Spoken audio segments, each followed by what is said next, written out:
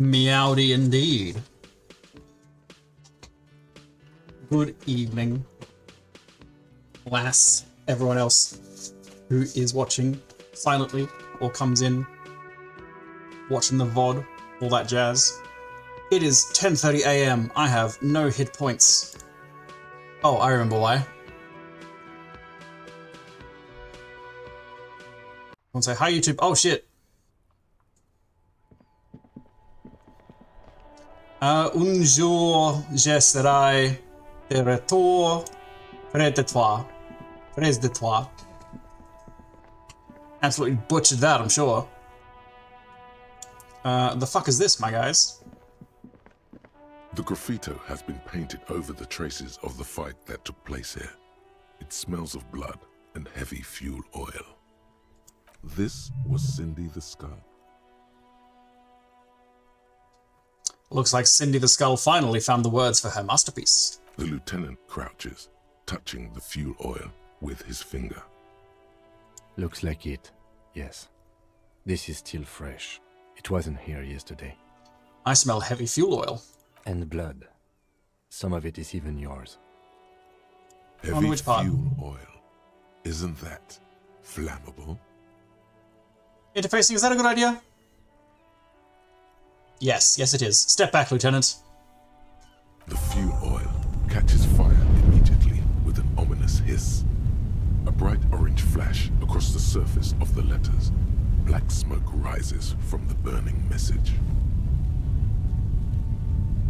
Boy, I sure hope this doesn't burn down the city. Say nothing. Stare grimly into the flames. The lieutenant has taken a small step back. He looks at your face illuminated by the flames and nods silently. Then the fire falters. Let's go to that island. Slowly, the flames subside, the fuel burning out. The air still smells of mazout and springtime. Cool. Out of interest, anyone standing over here? Nope. Fair enough. How would one go to an island with a boat? One might think. I know 2 locations where a boat might be. It's probably most sensible to check the closer one first. Inside, you see a set of steering levers, a radio microphone. This is Precinct 57. How may I assist you? Library. Hold on, officer. Yeah, they I've closed. got Central Jamrock Public Oh, there. Library on the line, and I've already introduced you to the librarian. I assumed this would be inoperable. One. Yes, this is Central Jamrock Public Library here. How can I help you, officer? You look familiar. I feel like I've seen you in a TV show. Which TV show I've seen you in?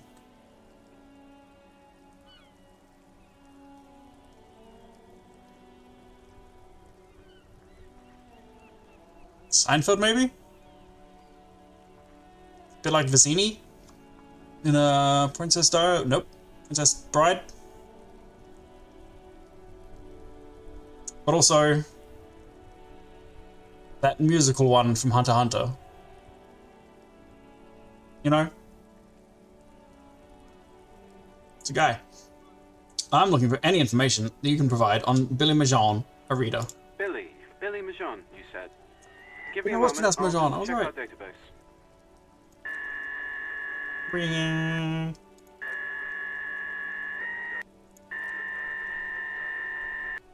On Moreau Drive in central Jamrock, in a darkened hall lit by orange desk lamps far away from the noise outside, a middle-aged man taps commands into an old radio computer. A printout falls on the desk. Behind him, a lonely reader scours some dusty bookshelves, looking for a paperback. Your favorite scene in The Princess Diaries is when he stabbed that dude a lot. I haven't seen The Princess Diaries. That probably does happen, as far as I know. It's when my favorite scene in The Princess Diaries is when they both drink iocane powder. But the Princess's Diary built up an immunity to iocane powder. Yes, hello, are you still there? I found Billy Majon's home address. Is that alright? No phone number, unfortunately. Yeah, that works. Here we go, sir. Rue de Saint-Ghislain, 33B, apartment number 20. Oh, it's over there. It's in Martinez, I believe. Capeside Apartments, it says. That's all. That's where the smoker on the balcony lives, isn't it? Is it? Uh-oh. What does that mean? Do you have any other information on Billy Majon? It says here that they returned their last book just a few days ago, but I wasn't at work that day. Do you know someone who was? Marie? Marie? Do you remember a reader named Billy Majon? They returned a Tybalt book the other day. You hear someone answer from afar. Maurice, what? A woman yells. Then, yes. Okay, if it was the police. She starts explaining. Explaining something. Sorry, perception. I don't think you'd read that to me. Yes, it was my colleague Marie. She said that it was Billy's husband who returned the book. He also asked for this new sci-fi release, Lowe's Radio City 87, but we don't have it yet. Fucking, who would pick this? Outrageous. Do you know the husband's name? Sorry, no. Marie only knows him by sight. Well, what does he look like? Marie? She said it was an older man, and that she's pretty sure he'd had a drink or two the last time she saw him. I'm an older man who's had a drink or two. What was he wearing? 1 second. Librarian turns away from the phone again and relays the question. Sorry, Marie wasn't really paying any attention to that. Thanks. Happy we could help. Goodbye, officer. The librarian hangs up and the call gets redirected back to the station with a soft click. Anything else you need from me?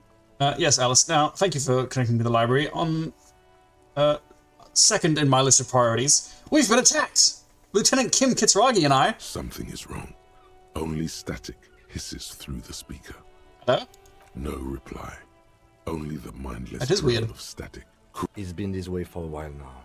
My guess is the Union is listening in on our conversations and jamming outward communications to protect themselves from Cronel. It only happens when someone mentions the attack. The rest is unaffected. Our best bet is to carry on like nothing happened. That is, if we don't want us cut off the grid completely. Isn't that dangerous? No more dangerous than stepping between 3 armed mercenaries and 18 men, I hope. He glances over his shoulder. I don't like it either, but that's the way it is. The street seems safe enough to me. If anything, taking out the mercs made things calmer. For now. He flicks off the radio. Silence. You can try calling again. Just don't mention the tribunal. They're shutting you up. Silencing you. Don't fucking drop your guard. Everything sounds okay. No drumbeat of total war yet. If anything, everything sounds too okay. In the cabin, you see a set of steering levers.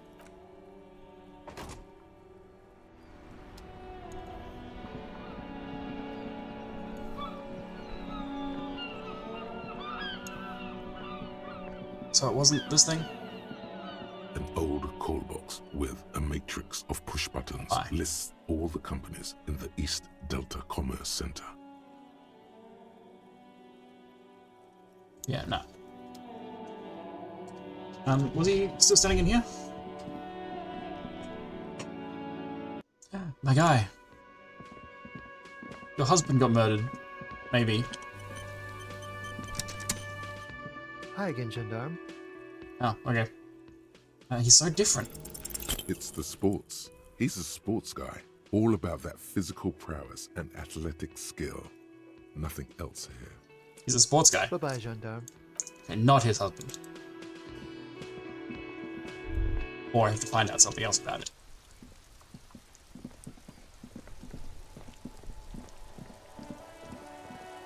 We can drop by on our way to see if there's a boat over here.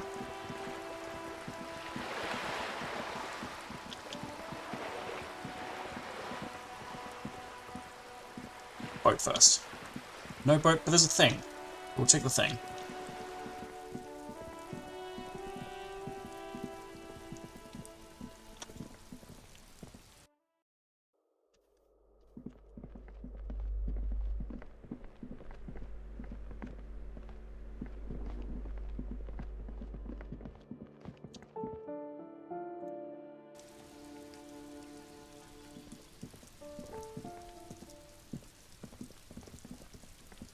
weathered brown door. There it The is. number reads 20. Something smells good. Soup along yo. Hang on, what are we looking for? The lieutenant motions Something else, to you though. to go ahead and knock. I thought this was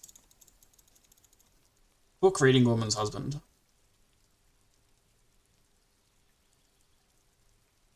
How many husbands has he got? Hold on, Kim, we should discuss it before we move on. What should we expect? You're right. Let's talk this through. He looks at the apartment door and lowers his voice a bit. You hear some light footsteps and what appears to be a daily weather forecast playing on the radio. We have our first preliminary identification. In all likelihood, the deceased is the husband of Billy Méjean. We need to confirm this, as well as deliver the death notification to Billy herself. Oh. Oh. Billy isn't the guy who got murdered. Now, delivering a death notification is never an easy task. There's a reason why it's often called the most stressful part of our The guy who got murdered was the This is why husband who it's had a few usually drinks in done him. in pairs. All right. You got this. I'll be monitoring reactions, ready to act if necessary.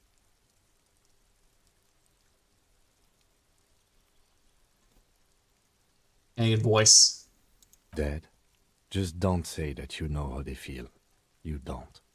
All right, Kim, I'm ready. The lieutenant motions towards the door. Hello? Who is it? A voice calls out from the other side of the door. And someone turns down the radio. Is this Billy Méjean's home? This is the police. Please open the door. The police. A moment, please give us a moment. You hear shuffling inside as they hide all of the drugs, and the guns, and the money. Tidying up, nervously. Come in, the door is open. Oh. Don't run, okay? Take it slow when exploring the apartment. Be respectful. Let's just go straight with talk, I guess. So pop a quick one of these. I'll go check out some stuff. The nearby stuff. An empty pack of red Astra cigarettes hidden under the bed. Windows covered in old newspaper clippings. It's you from the book stand. Did you come to bring my cockatoo back? She smiles nervously before the smile vanishes from her face.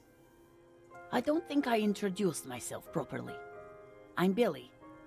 Would you like something to drink? Tea? Lemonade?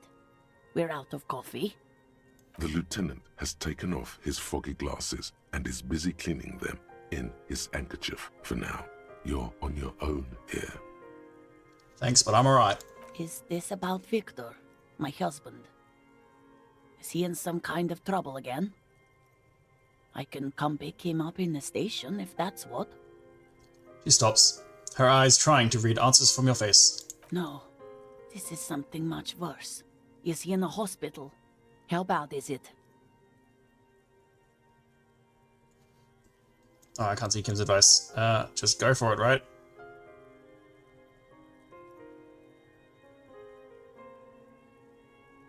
Yeah, I don't think starting with those is going to be better. Come on, empathy, we can do it. I don't want to. Empathy, we have to. I don't want to do this. Come on, empathy. Force yourself. Slap yourself. Kim, it seems like there's a part of me, empathy, that refuses to do this. Do what? Officer, The lieutenant warns me. Too late. You ruined it. Just say it now. Your husband's died. Excuse me, what? What did you say? She's in pain. She's in so much pain. And so are you. Your chest is burning.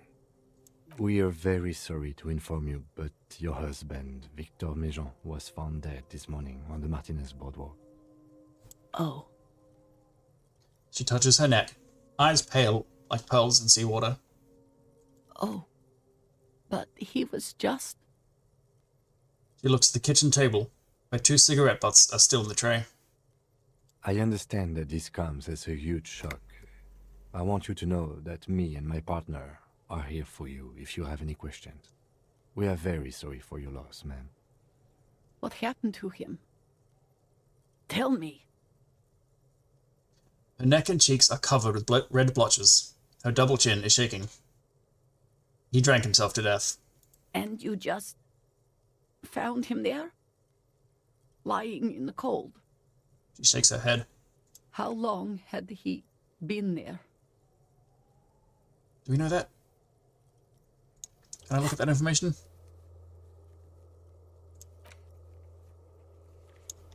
Nope. Ooh, again, regretting not doing everything all in a row. You know what I mean? Not fucking, putting multiple weeks in between each session. It's hard to say. He's been there for a little bit. Had he been there for a few days? I don't know if he'd been there for a few days. Hard to say. She doesn't reply. Her eyes well up with tears as she struggles to keep it together. You hear the clock ticking in the children's room. Children's room? Is there anyone we could call for you? A friend, a family member, someone who could be here for you? No. I just need to tell my girls. Children's plural? Yes, that's what the word children is. Otherwise, child. The air gets sucked out of her lungs suddenly. It burns like acid. God, should I call them? Should I tell them to come home? Yes. All right, I'll call them. She breathes in again, trying to steady herself. Just tell me, what do I need to do next? Where is he? Can I see him? He's in the morgue? Is that true? I think that's true. We organized that to happen. And who should I contact? He was taken to the city morgue. The local coroner will be contacting you shortly to arrange the funeral. Here's his number, in case you want to contact him earlier. He hands her a leaflet with the morgue's contact information. Is there anything else that the RCM could do for you? No, I'll call you if something comes up. I'm still a bit... She rubs her face, blotchy and numb. Alright. That's it then. Again, if there's anything we could do for you, then don't hesitate to call the RCM, ma'am.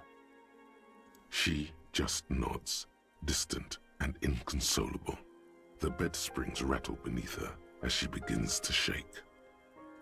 These are her last reserves of strength. Her muscles will give in soon to a scream. I'll take it from here. Thank you. She points at the front door, breathing fast now, holding herself back.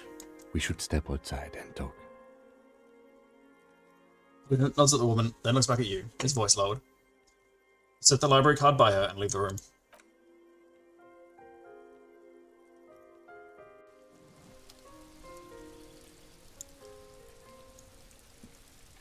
So, the death notification. That did not go... No, I'm sorry. I know I fucked up. I say the words I'm sorry to Kim. It's exactly what I wanted this whole time. It's alright, don't worry about it. His eyes wander over the streets. I'll call the station when we're finished with the day, and let them know the name of the deceased. That's it? That's it. We should get back to our case. There's nothing more we can do here. What about Billy and her kids? There's not much we can do for them anymore, I'm afraid. Right. Back to it then. Officer, I've seen worse. This wasn't the worst I've seen, okay? Now let's go.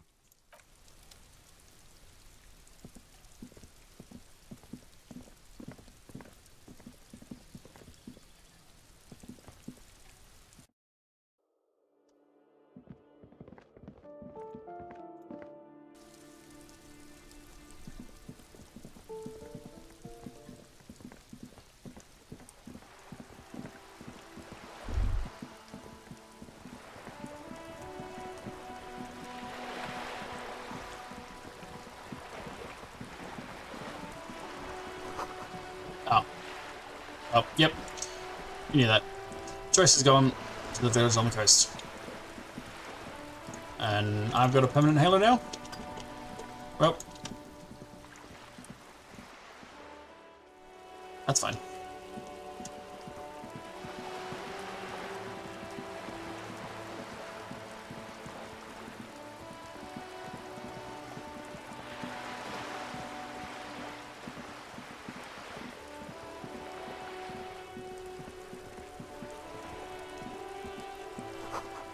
Musty smell of potato cellar in spring emanates from the air vent.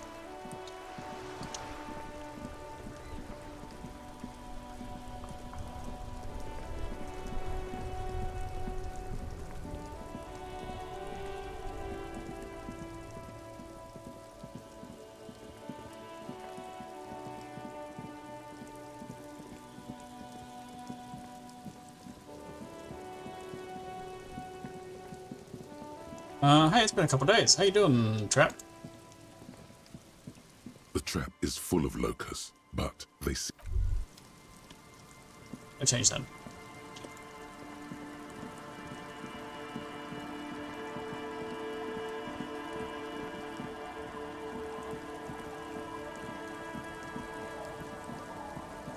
Joyce, I'm not seeing a big boat. Oh, no. She left, didn't she? Went back to the company. Woman with a sword, can we borrow your boat? Officer, what happened? You're wounded. Why are you wounded? You look terrible. I got shot in the foot. It was pretty badass. You would have liked it. Is this from the shooting in town? We heard gunshots. Not that we don't hear gunshots all the time, but they were closer than usual. There was an exchange of fire on Rue de Saint-Guylaine. It's nothing to be worried about, madame. You should see the other guys. So you're a killer? That's good, I guess. Better than being dead. Most cops are killers. Aye. All cops are bet they killers. Except the ones who haven't killed yet, but they get into The it. good ones, at least. I also got shot in the chest. That's nothing to brag about, officer. It's not serious. He'll be okay. I have a question for you. Of course. Can I help you with something? We need to get to that island. That won't be a problem. It's wind still and the tide just dried. We've got 2 days of relative sunshine ahead. What's on that island? Oh, nothing, just ruins. Used to be some kind of fortification there before the war, for the communards. An anti-aircraft gun, I think. Bombed to bits in the landing. I haven't been there myself. Always steered clear of it. hasn't been there herself. Who has then? You said you haven't been there yourself. Who has then, if not you? My husband used to drink there. Him and his drinking buddies. Always seemed like a bad place to drink to me. People died there during the landing, you know. My mother told me. The kids sometimes go there too. I know they do, on rafts. I tell them not to, but they bring back old bullet casings and such. Which kids? The twins. God forbid they bring the girl along on some rickety barge. Can we maybe ask your twins about that place before we go? Would that be alright? The twins who are like actual tiny baby children? Like 6? Be my guest. They've a strange way of talking. See if you can get anything useful out of them. I seldom do. Well, is there anything I should know about the getting there? Well, most of it's sunken. Underwater. That means concrete underwater. Cut your boat if you're not careful. Be sure to enter from the south side. Water's deep there. Aye, aye, Captain. Can we borrow your boat? If you promise to bring it back. And no scraping the hull. I just got it nice and yellow. And no drinking on the boat. And no joyriding either. Of course, ma'am. It's only for a day or two. Official police business. Aye. What if we want to rock? See, that makes me not want to lend you my skiff. On a boat, rocking leads to capsizing. That there is an absolutely 100% rock-free skiff. You got that? Alright, thank you. We'll use your skiff to get there then. Please be conservative with the fuel, will you? Just filled her up, but it's a small tank. Be seeing you. Children! Tell me about the islet. The scruffy-haired little boy kicks a stone while the other watches him do it. Okay, they're like older than 6. They're like 10, 12 maybe. Okay, kids, you've been to that island, right? They're actually pretty small, maybe less than 10. And that island. Oh yeah, I remember now. They're literal babies. Actual tiny children. You should not have been on that island. Yeah, that island. What's on there? That's, nothing. It's just a seafort and some plants. You can take a raft there. It's great. And we make a fire. We make a fire. Mm-hmm. Gather the sticks for the fire. And bullets. Or not real bullets, empty bullets. What then? They're lights. The fire guy comes and asks us to put the fire out. Someone lives on the island. A fire guy. No. Okay. Shaking his head vehemently. Yes. Alright, one always lies and one always tells the truth. It's something about you asked the other one which one lies. Let's go with yes. Who's the fire guy? Why is the fire guy? Because The boy pauses to think. he asks to put the fire out.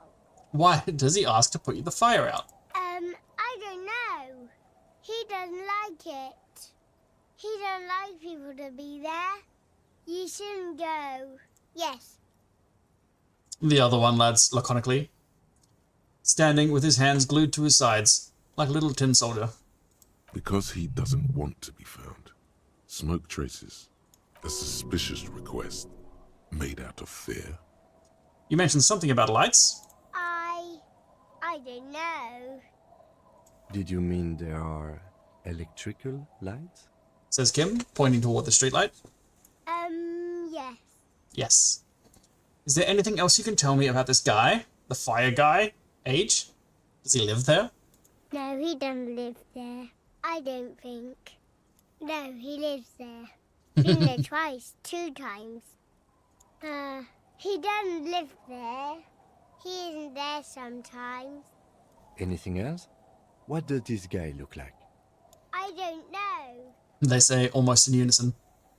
We ran. He just yelled we shouldn't be there. Your father used to go to that island too, didn't he? Our father killed himself. Oof! He sure did, kiddo. Don't say that, he didn't. Nope. Oh, no, he didn't. This is the one that tells the truth. So I guess I'll agree. No, I'm just not going to say anything for this. The brother punches him. The boy's eyes well up, like he's about to start crying. Sure, sorry. kids. Is that all you know? Is there anything more you can tell me about the island? There's The boy says, rubbing his eyes. It's clear that he has no intention of finishing the sentence. Lights, fire guy. We should check up on that island. Is Lily your sister? Yes. Yes? Yes. Yes. You're being laconic. Wow, really hammering the laconic usage. Let's quickly get a definition on that one, because I'm not very sure. Someone who is concise, using very few words, sometimes to the point of seeming unfriendly or mysterious. The writer of this dialogue, the writer for Lillian's Twins, learned about laconic that day and just slammed it in as much as they could. Like whoever wrote sucker in Final Fantasy XIV 1,400 times.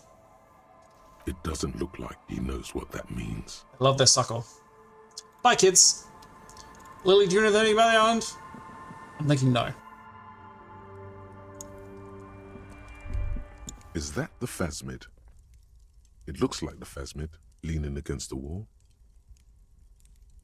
There's a phasmid here, okay. I don't see it, but Inland Empire, I will take your, what do you call it?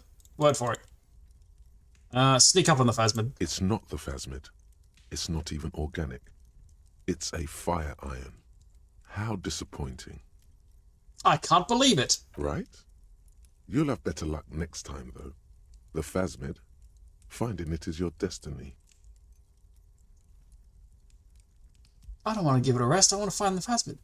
Give the dream of discovering the Insulinian phasmid a rest. For now. Damn it, I thought I was gonna get a thing there. More to save, like I thought. Writing down the Sucker Laconic as a potential mech name. That's a pretty good mech name. Mister, what were you doing in my fireplace? How about that? Sucker Punch. That's pretty good, right? There was a phasmid in it. I was trying to catch it. Oh. Okay. Help me find the phasmid, please. What's that thing you're holding? It's Lammy. It's Lambie. My friend. Sort of. Like...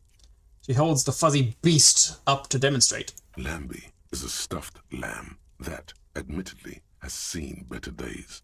One of the eye buttons is missing, and the fur is tattered in several parts. Lambie looks like he's falling apart. Yes. Lammy has lived a long life. Lammy was a... Reverend. Revolutionary? Yes! Lammy was a Resolutionary. Bye! Bye-bye. I have to go to an island.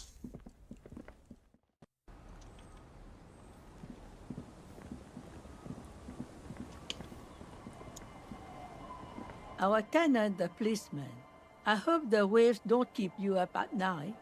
What can I help you with? I got shot. Even I can see that. I told you not to bring your trouble with you, policeman. We've got troubles of our own here. I didn't bring it here. I got shot over there on the other side of the river. Though I suppose you took the worst of it.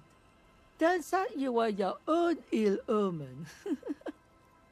I guess you were right. The men with guns were coming for me after all.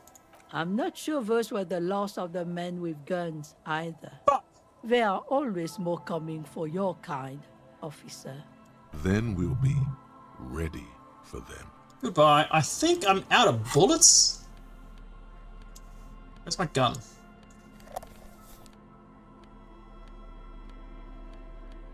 Oh shit, I've been holding it the whole time. I don't know. I've just been walking around town with a gun. I don't know how to see how many bullets I have, or don't have, rather. Probably more likely. I think probably because I don't have any. Yeah. Alright. I'm sure we'll pick some up. That's the kids mentioned bullets somewhere.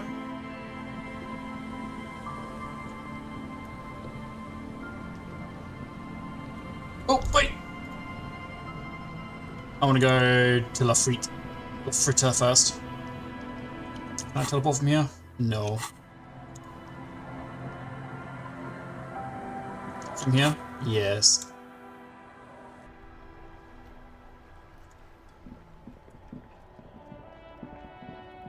Fritter, sell me some drugs. That guy's gone. Love that. Fuck out of here, that guy. A small cabinet on the wall is filled with various medicine Ooh, bottles, why are these grayed nasal out? sprays, and blister packs. They all bear the sign. Okay, here. I hope Saint Baptiste makes you feel better or No, something. no, not a problem. Just load me up, Okay, please. Here. I hope Saint. Okay. Here. Thank you.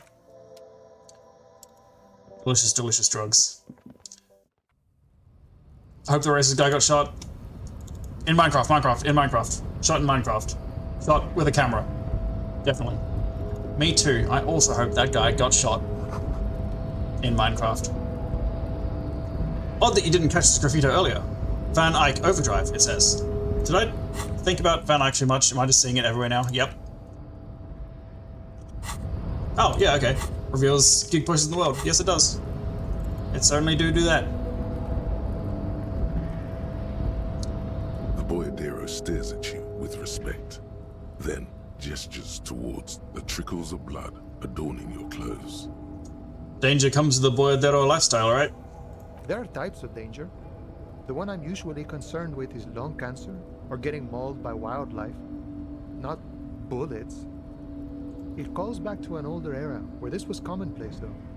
You have a true boyadero heart. Right, so where is everyone? Hiding, gathering themselves. The harbor's in full lockdown, friend. No getting in or out, for the time being. You can't help me get inside? No, man. Not today. Today is war. What's gonna happen next? Time will tell. I'll tell Evrak you dropped by. I'm sure he'll be glad. No, you don't have to do that. Well, what will you be doing now? I'll be okay here, doing lookout. Quite the sight, aren't they? Getting to like that red I am. Don't worry about me. I live to alleviate the worries of our brothers. See if any insane killers turn up. Then I'll run. And live. Try not to get shot, eh? I'm sure I'll be luckier than you, friend. His grin is as wide as a desert. Good talking to you, man. I gotta run. I'm gonna go to an island.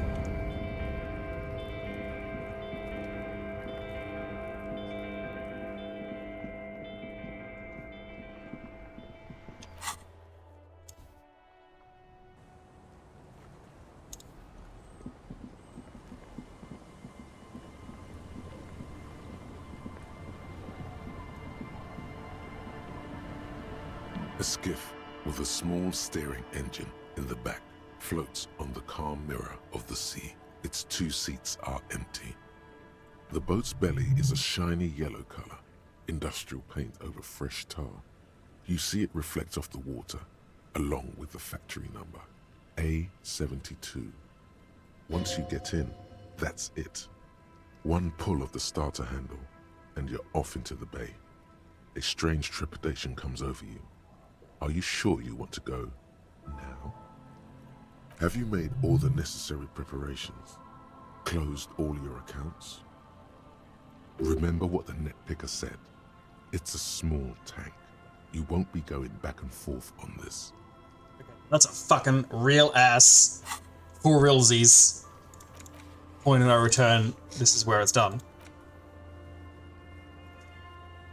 Firearm that shoots 446. Probably on the island. Armor pieces on the island. Well, probably not really. Maybe. Where do we get a hint for one of them? On the coast somewhere. Where we are. Oh, maybe up in that vault? Oh, I'm gonna go try that vault. I haven't got a huge chance at it.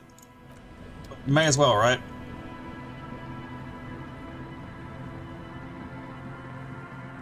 We can do a bunch of drugs and things to get really good at opening safe vault doors.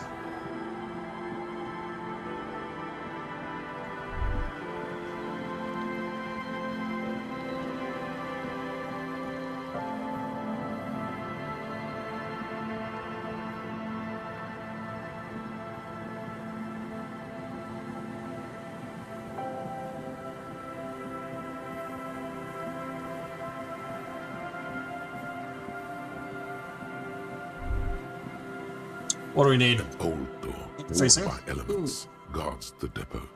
The wind has... Wind is blur. I've probably got a few skill points as well. I could level up interfacing a bit.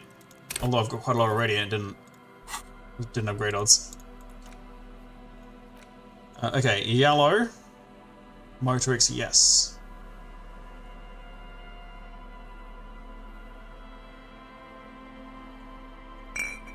Let's do tons of speed.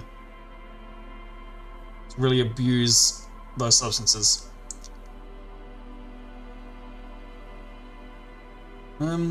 Would that help? That might help.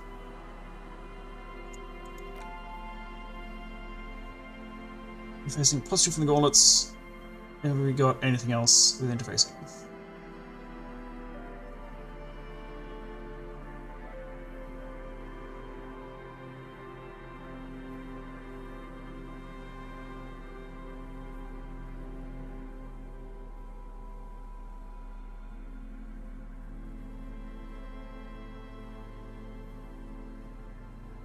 Oof, no.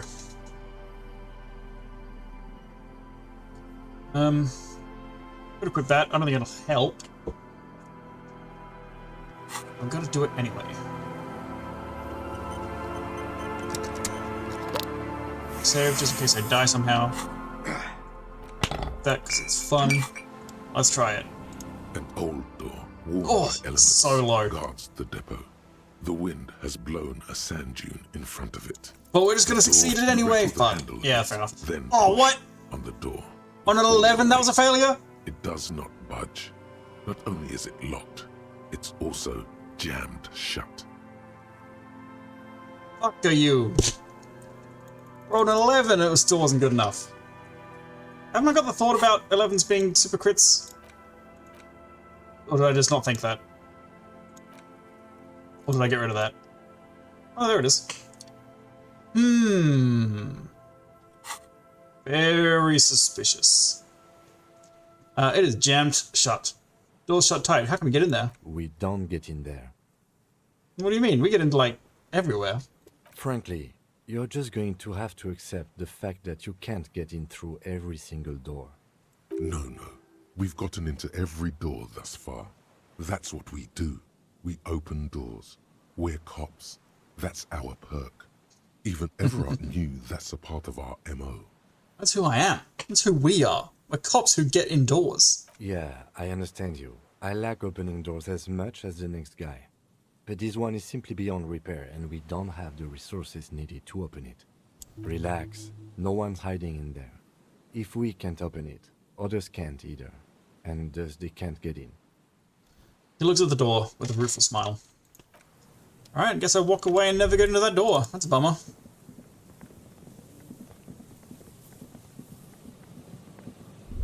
While we're up here anyway. Check out this bad boy. Just dead and dying locusts. Poor things. Oh, now you succeed empathy, you fucking purple stat.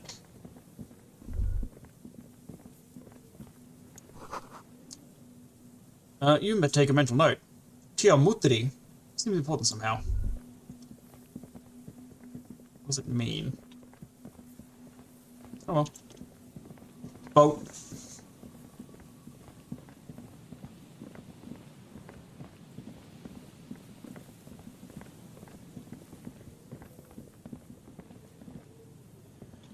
Gonna go long around and get a... Yep.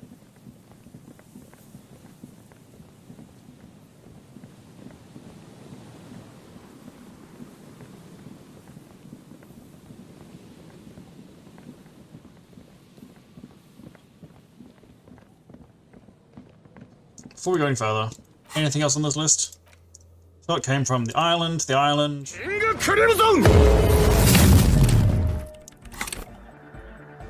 take off our useless clothes. Bad sunglasses. Busy calcs. Police uniform does it? Yes. And make sure that is right at the top where I can find it easily in 2 seconds when I need it.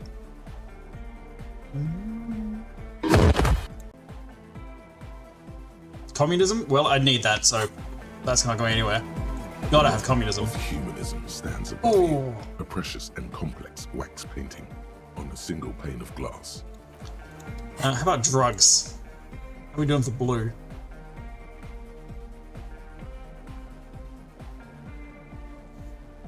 Smoke some cigarette. Below them both. What shattered this mosaic? Unknown. Thanks, Visual Calculus. Thank God I put 2 points into you and smoked a bunch of cigarettes for you to tell me, fuck if I know. A motor carriage, a gunshot, someone falling into it, or maybe just hooligans looking for something to break. See, interfacing at least gives options. Visual Calculus. Who is this older woman? The escutcheon on her throne says, Irene the Navigator. She is depicted as an older woman wearing thick-rimmed eyeglasses, holding a golden rights apfel in one hand and a scepter in the other. This is life again. After the whirl, the pale. After the pale, the world again. This exaltation is common in Dolorian sacralism. In the early years, it was even incorporated as the RCM slogan. No more, however. Why? It was deemed subservient to use a strongly moral intern related to that to lead into giving her treats. Oh no, stream seems really broken. That's not good. Really broken how? Which part is really broken?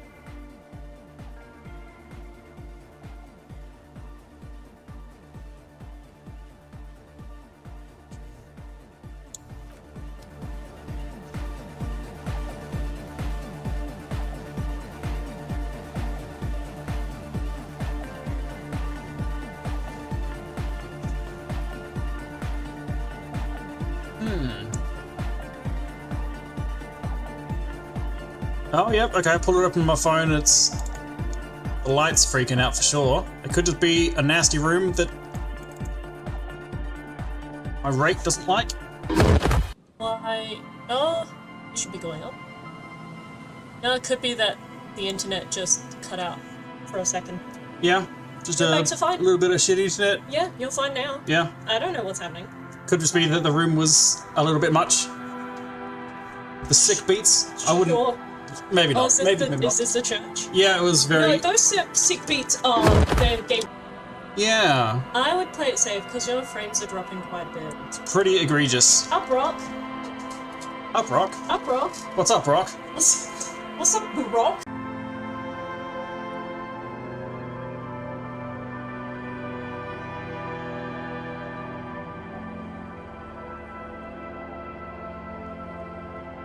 Okay, how's that?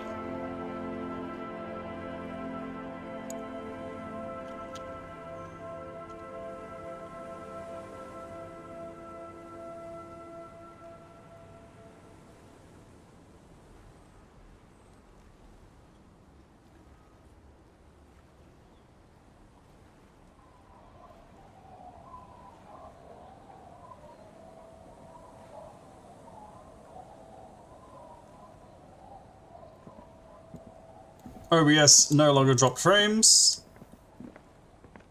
Internet connection looks pretty solid. Should be back.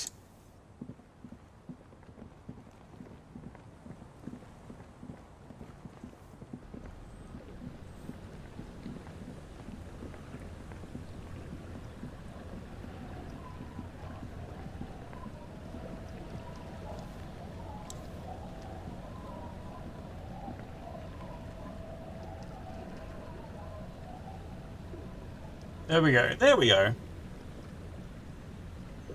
Although now I'm not seeing a digital chat. Oh no, reconnecting. Okay, that should be good. We should be fine. We are getting on a boat. The skiff floats on the calm mirror of the sea. Its 2 seats are empty. Once you get in, have you made all the necessary preparations? Remember what the net picker said. It's a small tank. You won't be going back and forth on this. You take the engine, Kim. I'll hold the boombox. What? What? How else do we blast Sad FM on our way to the islands? Fine. Let's blast Sad FM then. Hell yeah, Kim.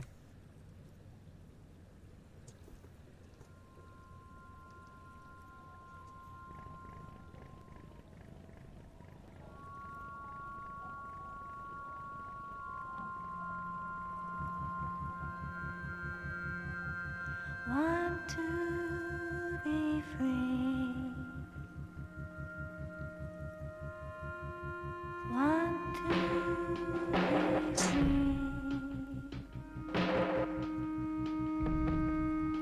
It will last forever.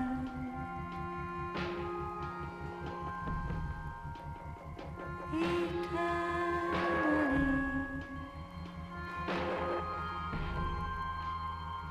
Want to be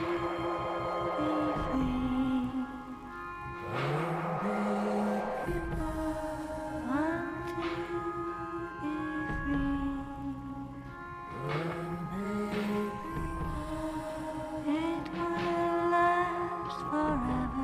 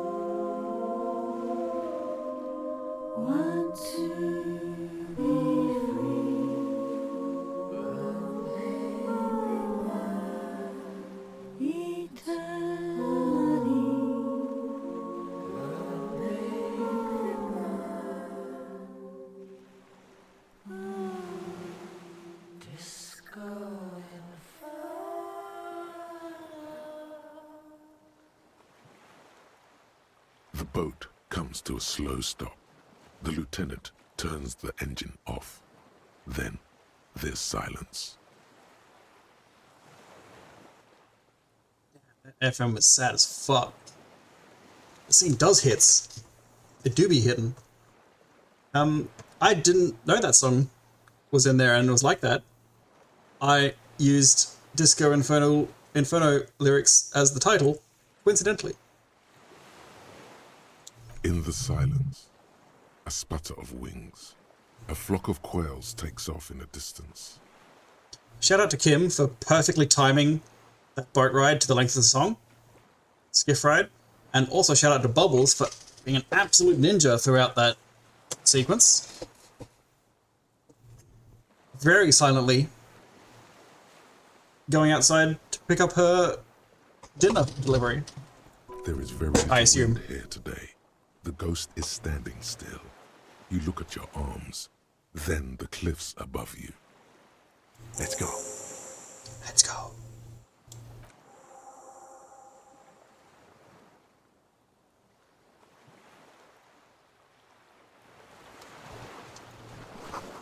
A makeshift bridge. The bombs were powerful enough to break the foundation. A rusted chain trails off into the ocean. The chain trails off into the ocean, connecting the island to the supply depot on the coast. This leads to the depot in Land's End. Ah, yes, so it seems. What do you think it was used for? For bringing munitions to the island, maybe? And supplies? You could also lock the bay when you raise the chain. As a defensive measure, lock it off that side of the bay. Lock it from whom? From enemies. Enemies of the commune of Revachol. This sea fort was a revolutionary fortification, I believe. Finish the thought.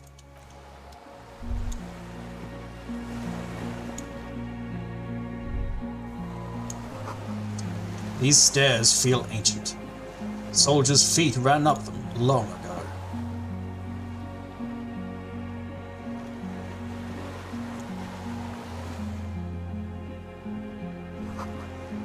Attention! Inflammable. It's leaking. There's a lingering trace of mazout in the air. Some fuel has leaked out of the barrel. And viscous. There's one thing I've learned, is never to be the first to stick your hand into some viscous material. The dry grass crackles under your feet as you stop. Far away, birds' wings touch the still surface of the sea. What is that flutter? The flock of quail departs. Now Quail. more than 100 meters away. 102, 105. Underneath the flutter. On the islet, there is almost no wind, just the light movement of air through the reeds. Bulrushes swaying on the waterline. Long dried leaves chafing against each other. That line, lass, is from Van Helsing. Breath. Yeah, they gotta get the werewolf cure.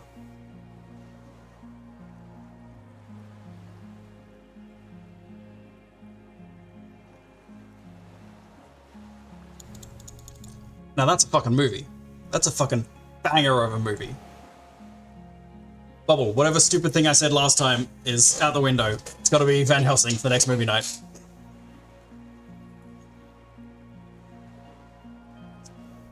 To the west. A silent hiss. Sea air moving through the needles of a pine tree. To the east. The faraway roar of the city, distant like today's dream. Before it, the sound of sand. The low tide filtered through its grains. A bird tending to its feathers. Ahead. A low hum. The air slowly moves through a concrete box, through its ancient slits and cracks, resonating, hollow. A big building. Beyond that, further north. Air flows out of a pillbox window. There is very little there. The air cossets flowers on the meadow. Absolute silence. Reeds motionless. Bulrushes motionless. Below the silence. A jitter. A sound impatient to happen, but not yet in this world. Ooh. You hear some kind of limb fidget, producing an imperceptible tick.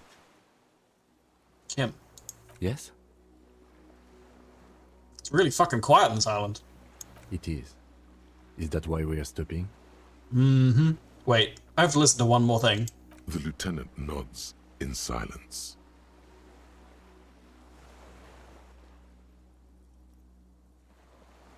That was a good listen. Delicious listening.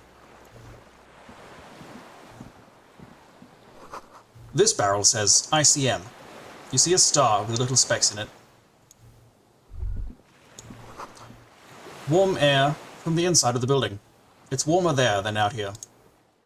Oh. I actually didn't expect that. Let's go back out and check out these things here. ICM? This feels familiar somehow. Kim, what's the ICM? Oh, it's Insane Clown Mossy. Insulindian Citizens Militia. It's the official name of the Communards Army, the black and white army of the revolution. Sounds an awful lot like. RCM. It sounds like RCM. Revachol Citizens Militia. No, Revachol Citizens Militia. Just the wrong word there. It does. Why? The RCM may descend from the ICM. May? It's impossible to say. It was chaos after the war. The name was good for getting people to join us. Revachol West was mostly workers and criminals. Nice political thoughts rush through your neocortex. It's going to be hard to say them. Carrying around all that weight on a busted crutch is making you pant.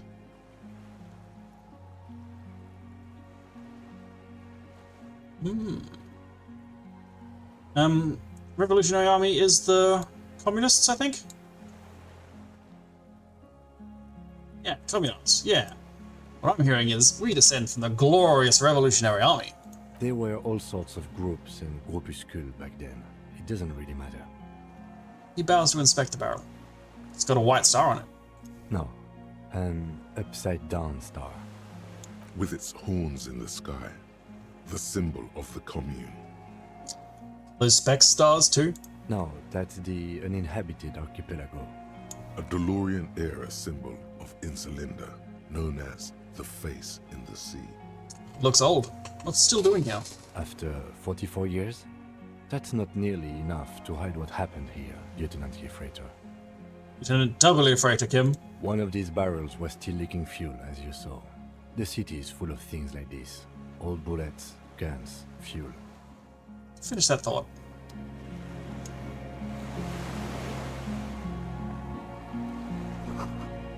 Warm blood trickles down your armpit. The ligature is off. It's nothing. No way to get up there. Stairs are gone. Let's go for the building now.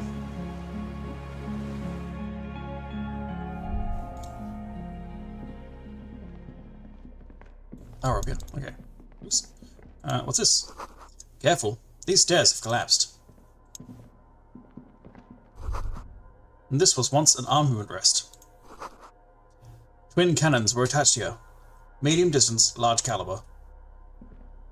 Large calibre.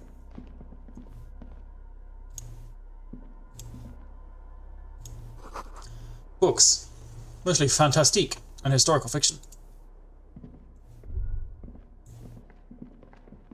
An old cylindrical generator is nested above the ammo lift, with makeshift electrical wiring running out of its side and across the floor. The cables disappear into the wall to your right. The lieutenant puts his hand on the metal barrel, checking for warmth. It's cold now, but someone has been maintaining it. The wiring has been repaired. Pour fuel into the tank? The lieutenant assists you, holding the Why are we doing canister that? That seems to like the a fuel tank as you tilt. weird thing to be doing. Dark brown, viscous fluid pours out, and the room fills with a chemical smell. There's a red starter switch on the side of the cylinder and a start rope on the other side. The lieutenant flicks the switch. Guess we're clearing it off. The recoil start wakes the old don't know what this does. generator up. The machine sputters like an old warhorse before settling down to a rattle. That should do it. Where do these wires lead? Downstairs, somewhere. Tap on the side. The tank is far from full, but there should be enough inside to keep it going for a day.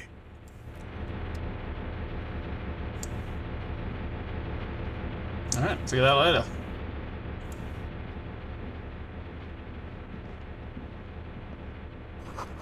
Dishes stained with sauce and fire.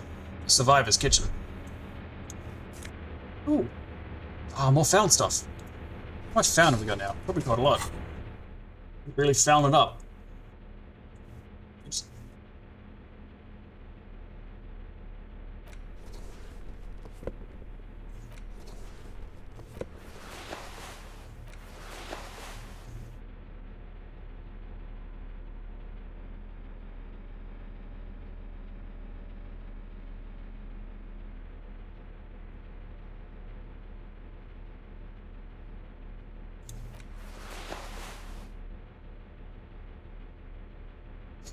No pants or boots yet. Oh.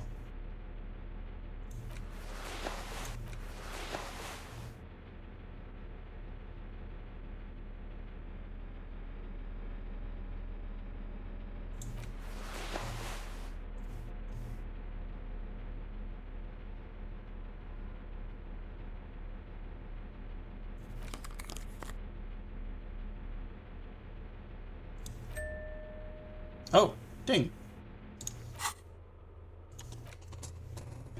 What ding mean?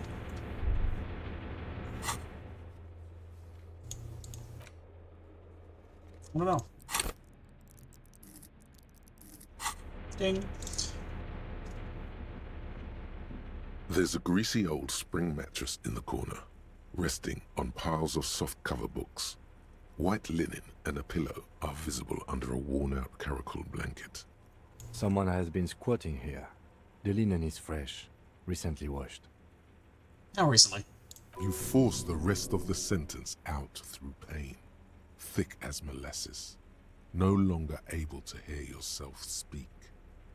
You know, officer, you can rest here if you are feeling tired. I will keep watch. You could use some rest for what's ahead. Could I?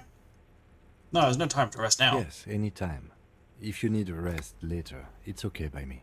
You don't have to be a hero. I do have to look at this. You see candles planted on a broken rangefinder. Books and magazines lie scattered on the floor and on a makeshift cupboard. They are not particularly well organized. Sift through them. Most are soft covers, serialized fantastique and detective stories from the 20s and 30s. This disparate digest includes the classic Animal Adventures. Among what is mostly commercial fiction and serialized stories, you find a magazine cathodique for electrical engineering. Then it's back to pulp. Light erotica, an international thriller about circuit benders. Someone's made themselves a home. Lieutenant inspects the softcover. Whew. Yeah, sure, consideration. Give it a go. Oh yes, What? under the bed, there is a rather extensive collection of critical theories. Oh, now 11's work. Dour, life non-affirming left-wing Good job, that one thought. published by small imprints such as Abattoir Firm and Ouzia. It's not exactly like reading. Look, Kim. Powerful communist theory. Vigorous and truthful. Ouzia. I agree. Humanitarian sciences. It stands out. Not a lot of critical theory around in Ravachol West. Wasn't there some in the communist students' room? A student in the apartment building seemed to have some as well. Well, yes. That one student did. The little books seem inconsequential next to the big pile of frivolous entertainment covering them. Critical theory books. What do you think this means? Whoever has lived here, they have some education and a certain set of interests. A moth-bitten bedsheet keeps the wind out. From this section. Wind's coming right through the rest of it.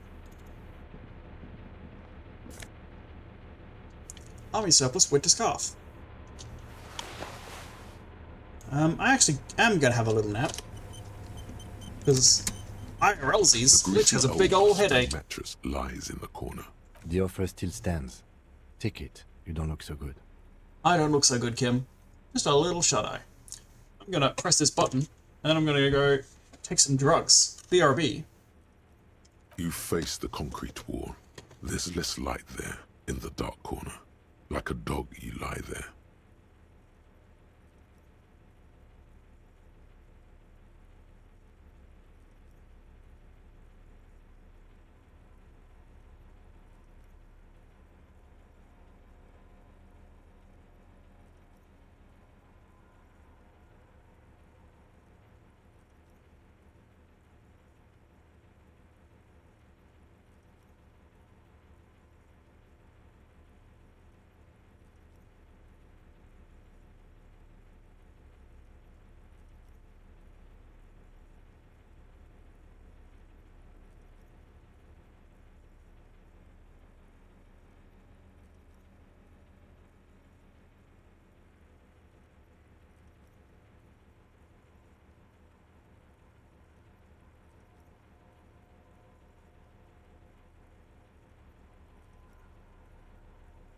The blanket feels cold. The entire room does. Concrete and cold. Minutes pass. Half an hour maybe. The sounds of the sea beyond grow distant. Your eyelids close until you feel yourself standing up in the darkness, right next to the mattress. Slowly, the world begins to hatch from the blackness. It's evening. Sleep.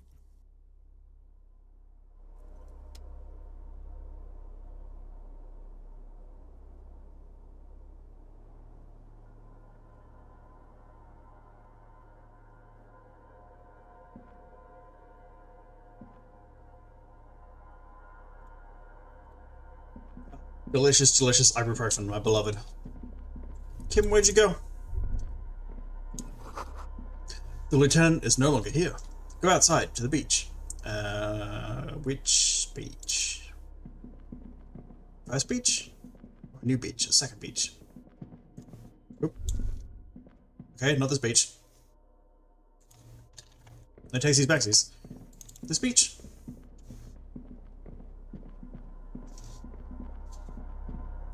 Son of a beach. Nope. Door is still here, closed. Feels strange somehow, you can't get in. Oh, I see! I think maybe we're having a dream. Maybe I should have found out if that door opened before I got a little nappy.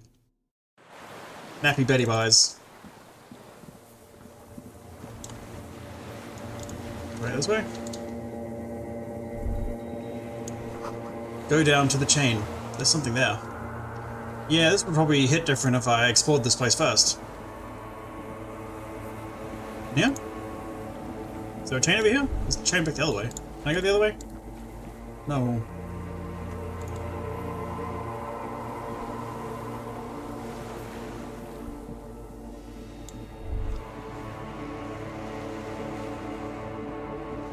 In there? Nope.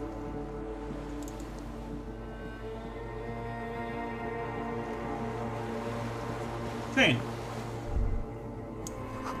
Walk into the water. Now.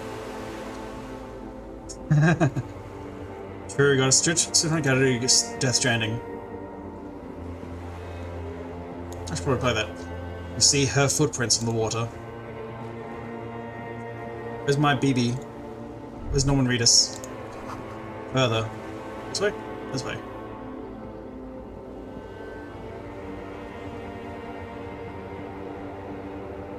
Dolores Day, the innocence of humanism, internationalism, and the welfare state turns around to face you. She has an airship airbag in her hand. She seems to be in a hurry. Okay, don't say you need to talk right away. Melt the ice first. This way you're already talking. But you don't even want to talk to her. She would only be cold and mean. Let her go. Let her go. This is the Holy Queen of the territories of Mwindi and Insulinda. Think of the historic knowledge we could glean. This is a once-in-a-lifetime opportunity to win her back. Hey. Hey. How you doing? I'm doing really good, actually. Both professionally and romantically. I've come to a fulfilling and peaceful period in my life. Well, how are you doing, Harry? I'm in my head. I miss you. Well, I'm in my head too. We're all in our heads. Do you miss me there? Sometimes. Not as often as I used to. So much time has passed. More than it seems here. He stares at her feet, the zebra stripes on the intersection. The lights of the video rental glow in her hair. This is everything I always warned you about. Where are you going? I'm going to Morova. To live there, in Grad. It's 1 million kilometers away, Harry. Might as well be another lifetime. What's in the bag? Just my scepter, my globe cruciger, a spare silk gown, a toothbrush, travel documents, the crown of immortality. Cool. She looks at the suitcase, not knowing what more to say. Then, over her shoulder. Silence. Her nuptial gown flows in the wind, wraps around her holy body. Anyway. Your skin is holy and soft. No, Harry. It's just regular skin. I'm not as beautiful as you always thought I was. Let's not get into. You are. None of the others are as beautiful as you. What others? Harry, what others? What do you mean by others? She does not answer. There's that expression again. Silence. A distant wind blows. You can't think of anything pretty to say. Something's off. I'm sorry. I was heading to the aerodrome. I just don't have time to... She stops mid-sentence, glances to her right, and looks at her bag. She means she doesn't have time to tend to your emotions. Empathy? Where were you earlier? You don't have time to tend to my emotions. She sighs and looks over her Huge shoulder. disco emotions. What are you doing? Stop saying things like that. Well, you should have said that before, suggestion. It's probably empathy not to make me say stuff like that. Can you stay for a moment? We need to talk. We need to have one more massive, epic showdown. No, Harry. No. I don't want a massive, epic showdown. I want to go to the aerodrome. I have tickets for the 10:20 flight to Morova. Really, we don't have anything to talk about anymore. Every combination of words has been played out. The atoms don't form us anymore. Us. Our love. Our unborn daughters. It's all gone. I have to go to the aerodrome. I have to leave Revachol and you. And you have to be alone. In hell. Forever. That's just the way it is. Oh God, whatever you do, don't try to kiss her yet. Not after that. You're still reeling. You'll fall over if you try now. The short savoir faire 92 seems pretty high.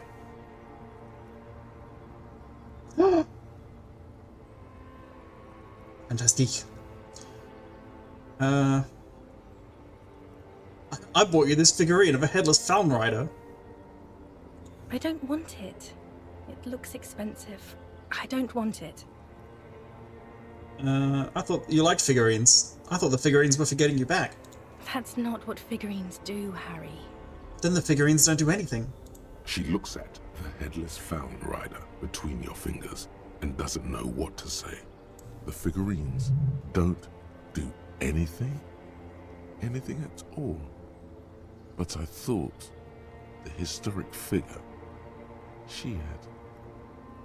So you liked war games and figurines? Yes, I thought it would be good.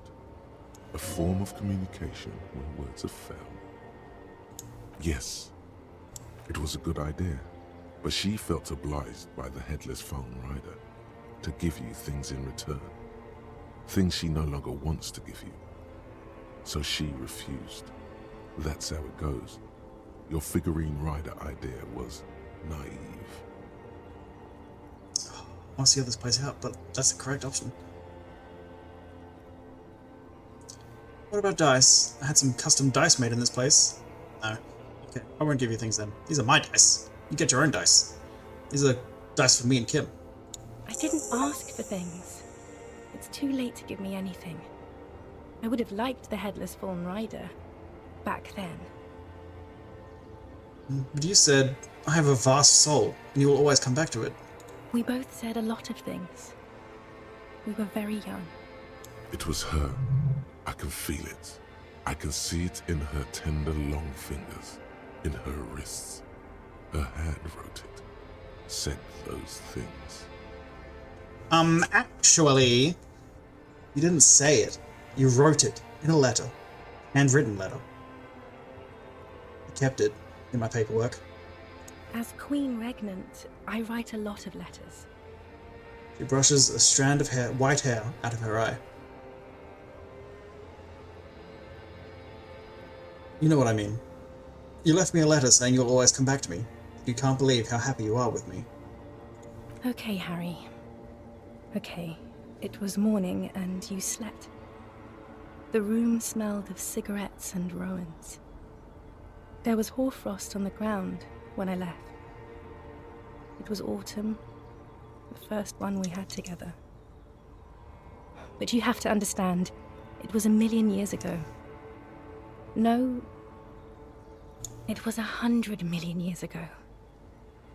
I was someone else then, filled to the brim with love for you, hanging on your every word. Oh, Harry, you were the coolest. But I'm no longer that person. This, she points to herself, has taken her place. It will devour you. Harry, I will eat your mind. Oh no, she's a zombie. The light of the video rental shines through her dress now. A DeLorean figure, cut in black, moves below. It's still her. Her legs, her breasts, her hips. I was cool. The coolest. With your leather jacket and your boot-cut pants, smoking in the bus stop. I wanted you to be the rest of my life that day. And you were. Some of it, at least. You were my first kiss, my first time to have sex, the first and worst time I fell in love. I will always have that with me. It's a fact. But that is all it is. It's like a ticket stub, Harry. It doesn't do anything anymore. Ticket stub. Yes, let's talk about that too. Let's bring it up, the zoo. In Le Jardin, the day we went east of the river, to the aquarium first, I was sad about my mother. I don't even know why. The shimmer of the fish tank on my face, the octopuses. It was just a day then, but to think, were we there now, you could touch my hair, kiss me, talk to me about anything, go virtually anywhere in the world. Not like now. Now our interactions are limited to pain and regret.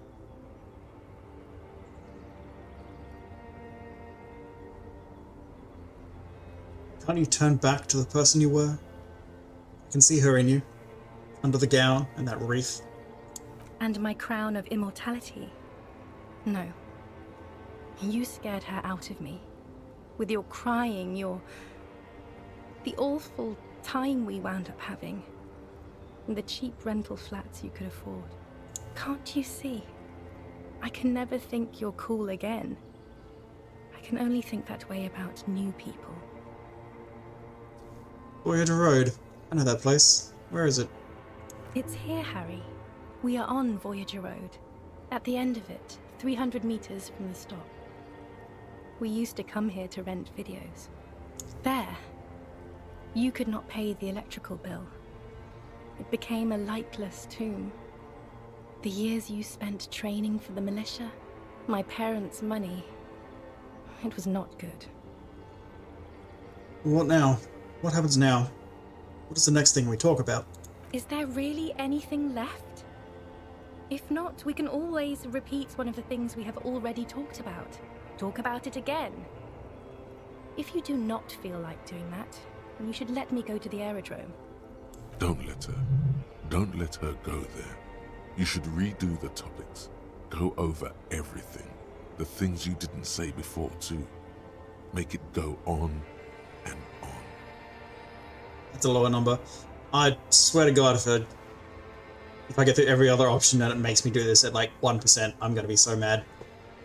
I'm gonna be annoyed. I don't want to do it.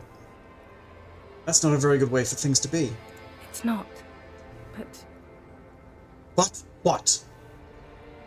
I don't know why I said but. There is no but. And that's it? That's it, yes. We've talked about it a million times. You will get over it, just like I did. People do. Things will get good for you again. Maybe. I think I've reached the end of the investigation. See? It just takes some time. For you, I think it'll take something like 20 years, maybe. It was hard for me too. I used to think I couldn't live without you. She looks you straight in the eye. Her irises are light blue, flecked with green. But I can. It's not. It's just not possible. It's like eating rocks. You just can't do it.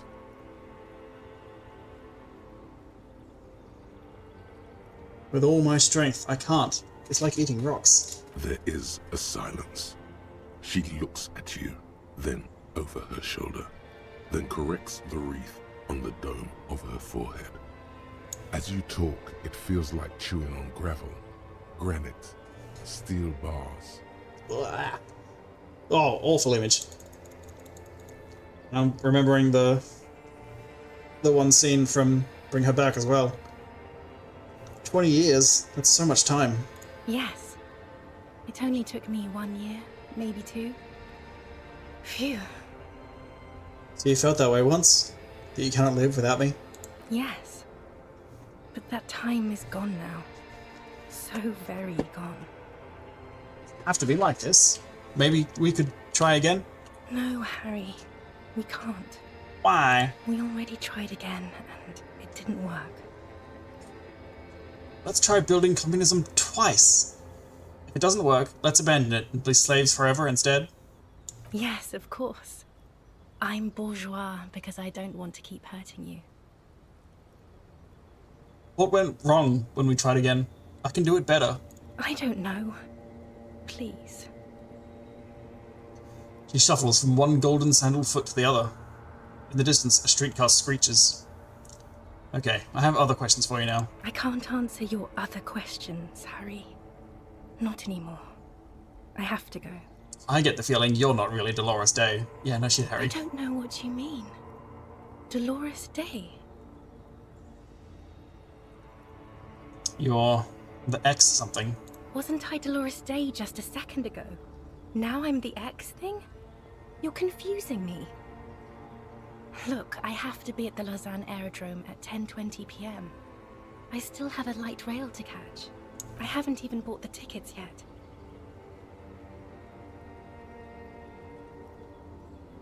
I should have gone deeper, to a place where I never ever met you. Because it's impossible to meet people in the abyss of the void! Great.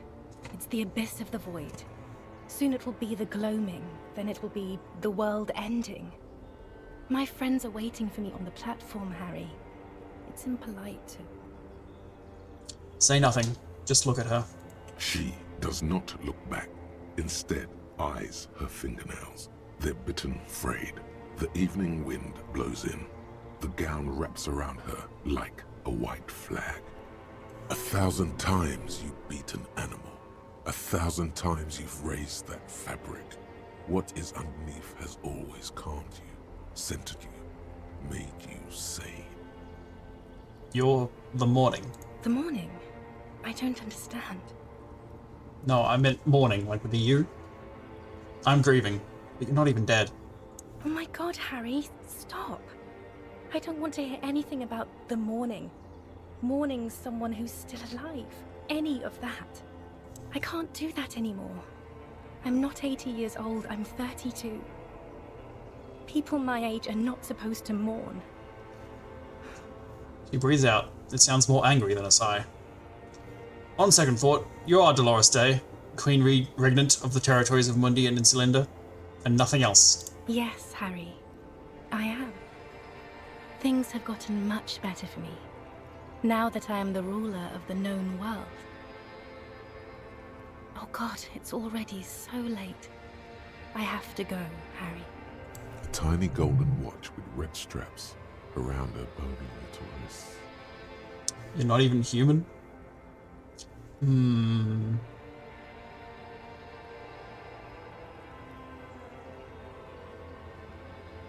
I personally don't really want to. But I feel like Harry does.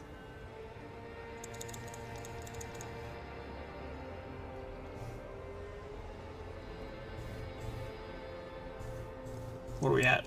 You're Dolores Day. Not the X something. Let's go for it. I know you still love me. Ugh. Dang. I was hoping for red though.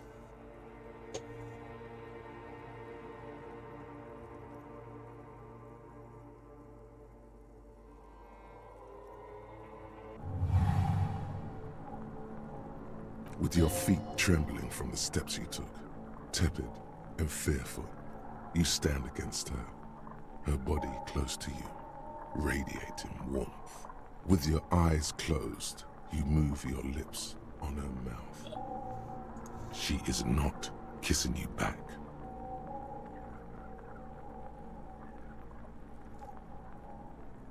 But I rolled green. I succeeded the check. I got the dice right. This was not about failure or success. This was always going to be horror. Yes. I should not have suggested it. Shouldn't have. You should not have listened to me. I absolutely should not have. You're right. I feel her breath. Her chest rising like a pillow. Warm exhalations against the side of your mouth. Her tender soul moving through her lungs. The cheek against mine. Feels like soft fuzz. A bird covered in down feathers. Brushing against your broken capillaries. Cold silver against my forehead. A delicate wreath on her forehead, pressing into your temple. The silver is cold from the spring evening air. Squeeze her wrist. Her hand does not return the grip. Her body is rigid. A current of unease courses through it. Distrust. For you. The curve of her spine. Her shoulders hunched. She keeps herself stiff, her center guarded from your motions, unresponsive to your guidance. Move your mouth could mean move away, but it could mean perform kissing actions, and I think I was going to see if that one. You're not kissing me back. The moment is ending. She is going to move her face away from yours.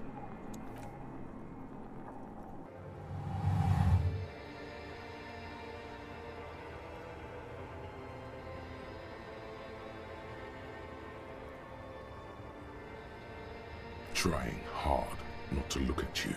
When she withdrew and you held on to her hand, she tried not to look at your face and see the expression there. Lowercase the expression, not the expression. TM. TM. Brother, you should put me in front of a firing squad. I have no words for how I failed you. Suggestion, you fucked it so hard! You didn't kiss me back. She breathes out heavily, as if something painful has passed through her, and shakes her head. It's alright, Suggestion.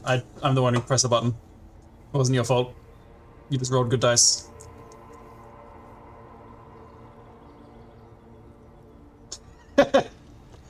Say nothing. Stand there like a useless dildo. She shakes her head one more time. The evening wind rustles her hair, blowing old newspapers and fast food wrappings down the street. Why didn't you kiss me back? Why didn't you kiss me back? Why did you do that to yourself? You know I don't cheat, Harry. I never cheated on you. You're the apricot chewing gum scented one. No, I'm just Dora. The explorer? That's it then. No, Harry. Not yet. There is one more thing you have to see. She slides her hands down her chest and onto her lower stomach and smiles. I'm pregnant. Pregnant? Pregante? You're pregnant? It's not mine. Of course not. She looks down at her belly, then up into your old eyes. I terminated yours. Oh! Don't you remember? You poor fuck. Poverty-stricken fuck. Oh, that's devastating. Now, go ahead. Ask me more questions. Let's talk about something else. Kim, I shouldn't have had this nap. I should have powered through. No, this has to end. Do the last. Yeah, I can't say those other two after that last bit. Good call, pain threshold. Don't go. I have to, Harry. Really, I've already missed the 8:30. I'm gonna go now.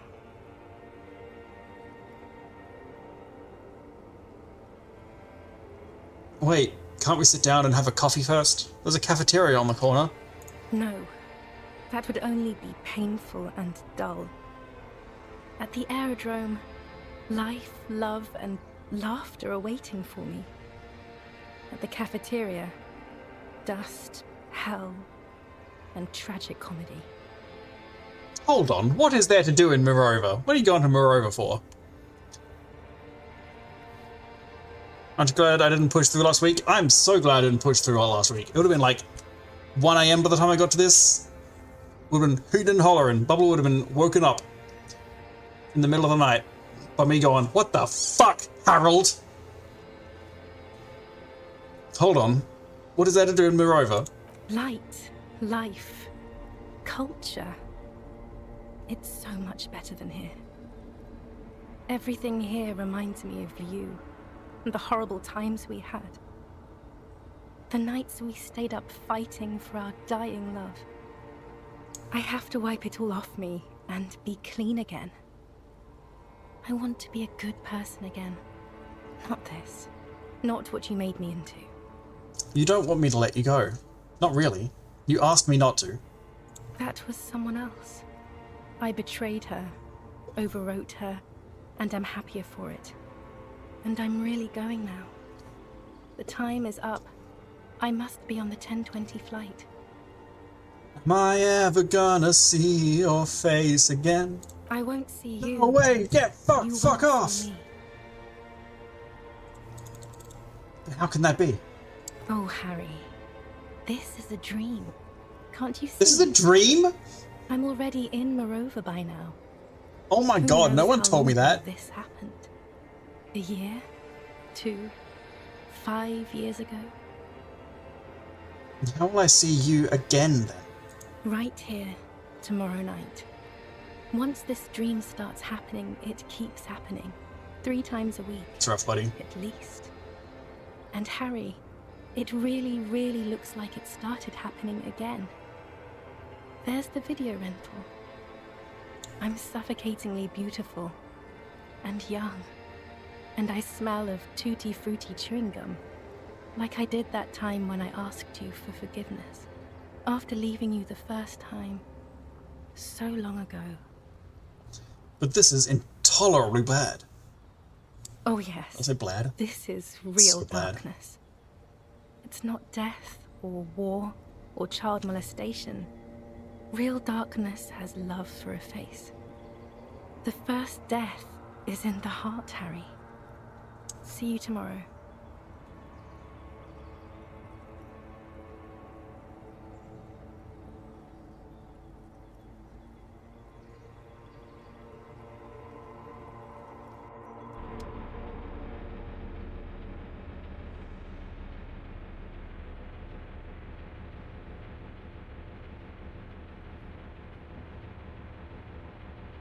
You're up quick. How was your sleep? Ooh.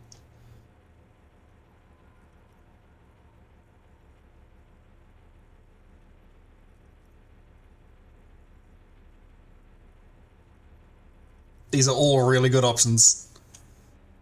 Ooh, let's solve the fucking case. My sleep was deep and invigorating, desperately trying to cover up all the blood seeping out from your wounds with your hands.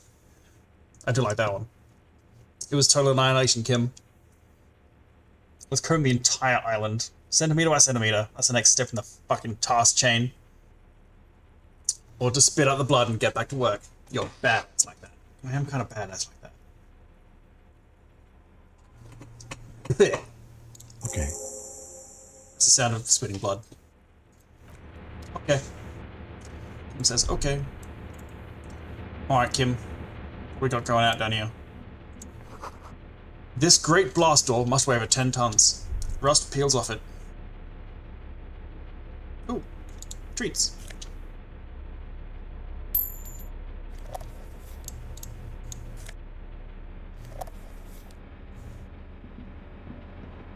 I didn't even get some health and morale back from that.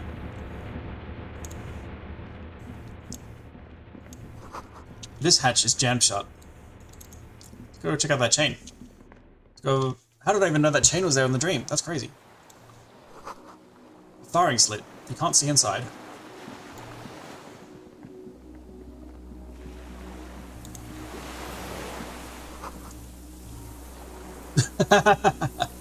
It must have been a direct hit to take out such a huge chunk.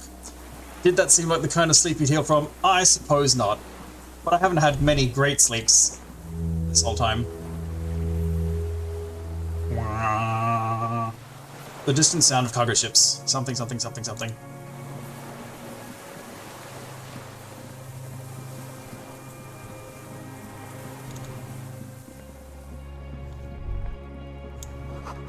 Oop. The ice cracks under your feet. Be careful not to fall through. Let's walk the west. Let's walk back.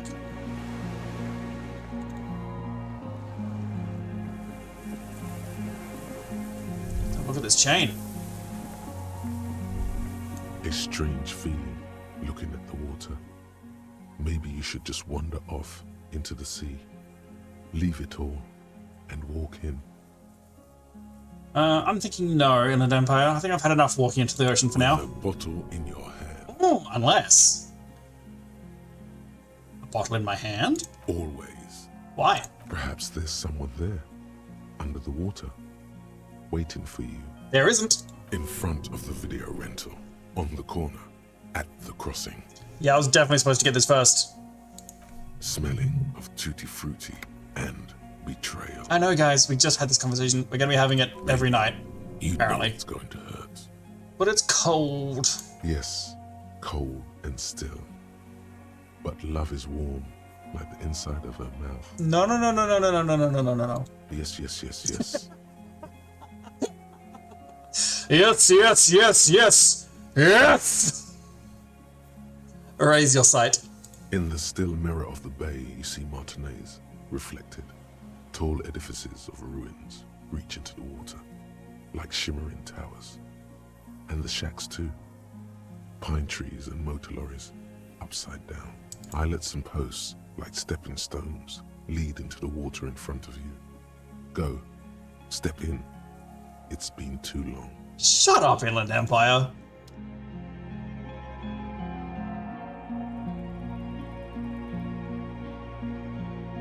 What's over there? Do you want me to go over there? Hello? Nope, okay, that was just having a little moment. The winch is broken.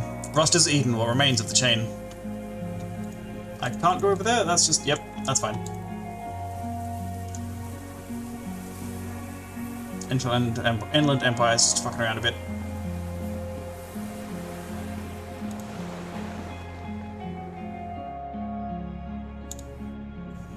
Ooh. Ooh. Too far, Harry. Water rushes below. Far down below. Green paint flicks off the monoblock aluminium cabinet. There are rows of switches on the front panel, a frequency band, and even a keyboard. Run your fingers across the keyboard. The keys rattle like teeth.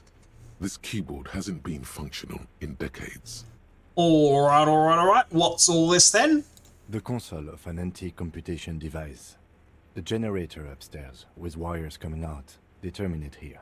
Could this open the blast door? I think, yes. Let's see. That one. The emergency open. Emergency open! The blast door opens with a series of clicks. A shaft of light appears, then widens as the light shines in.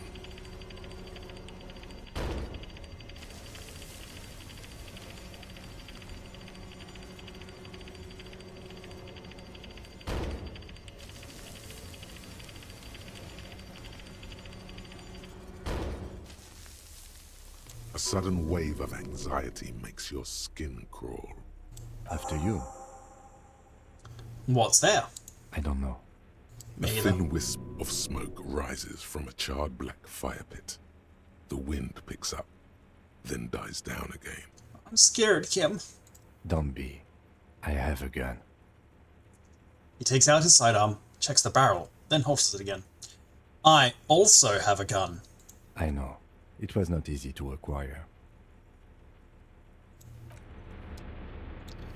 I'm pretty sure I don't have any bullets. I'm reasonably confident I'm out of bullets. Fresh out of bullies. You know what? Let's put it in my hand anyway. Just for funsies. Yeah.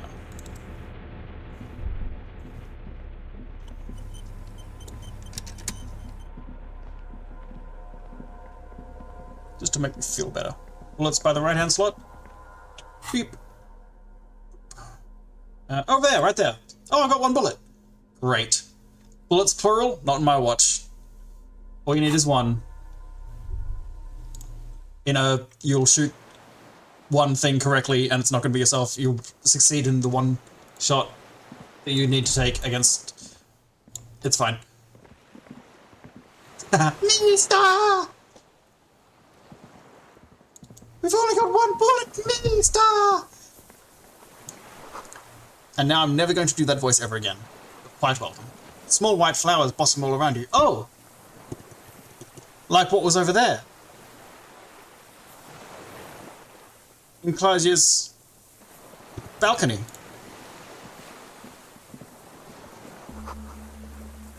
Rubber dinghy. It's deflated, broken. Because they came across the fucking north side of the island where the concrete is. You gotta go to the south side of the island. Ned Picker told you that. Oh. Hello, somebody with a gun. Let's hit that quick save button again, real quick. Check out our stats and our bonuses and all that.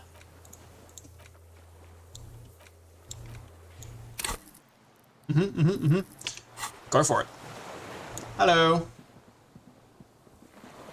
Who the fuck are you? Have I seen you before? I don't know who you are.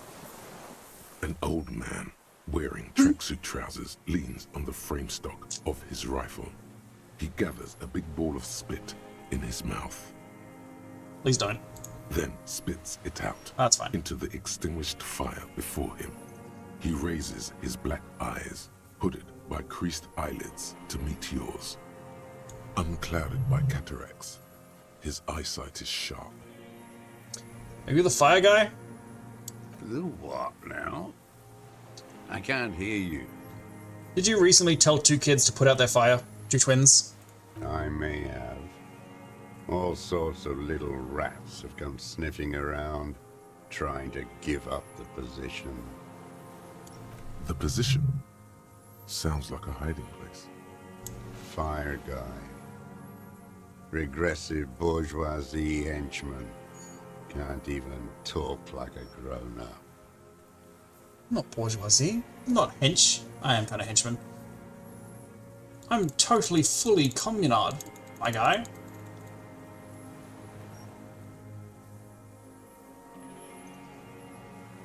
Position is a good mech name. Not bad. Not bad. You've retained your eyesight, which is apparently notable. My eyesight? Yes. Helps me see all the shit. A shudder of disgust passes his right side. His left side remains motionless. Did you close the blast door? I did. And you opened it. How? Field the generator. Use the console. I should have burned that console down. How'd you know I was coming? Reactionary rock and roll music. Playing on the water. Told you we shouldn't play sad FM.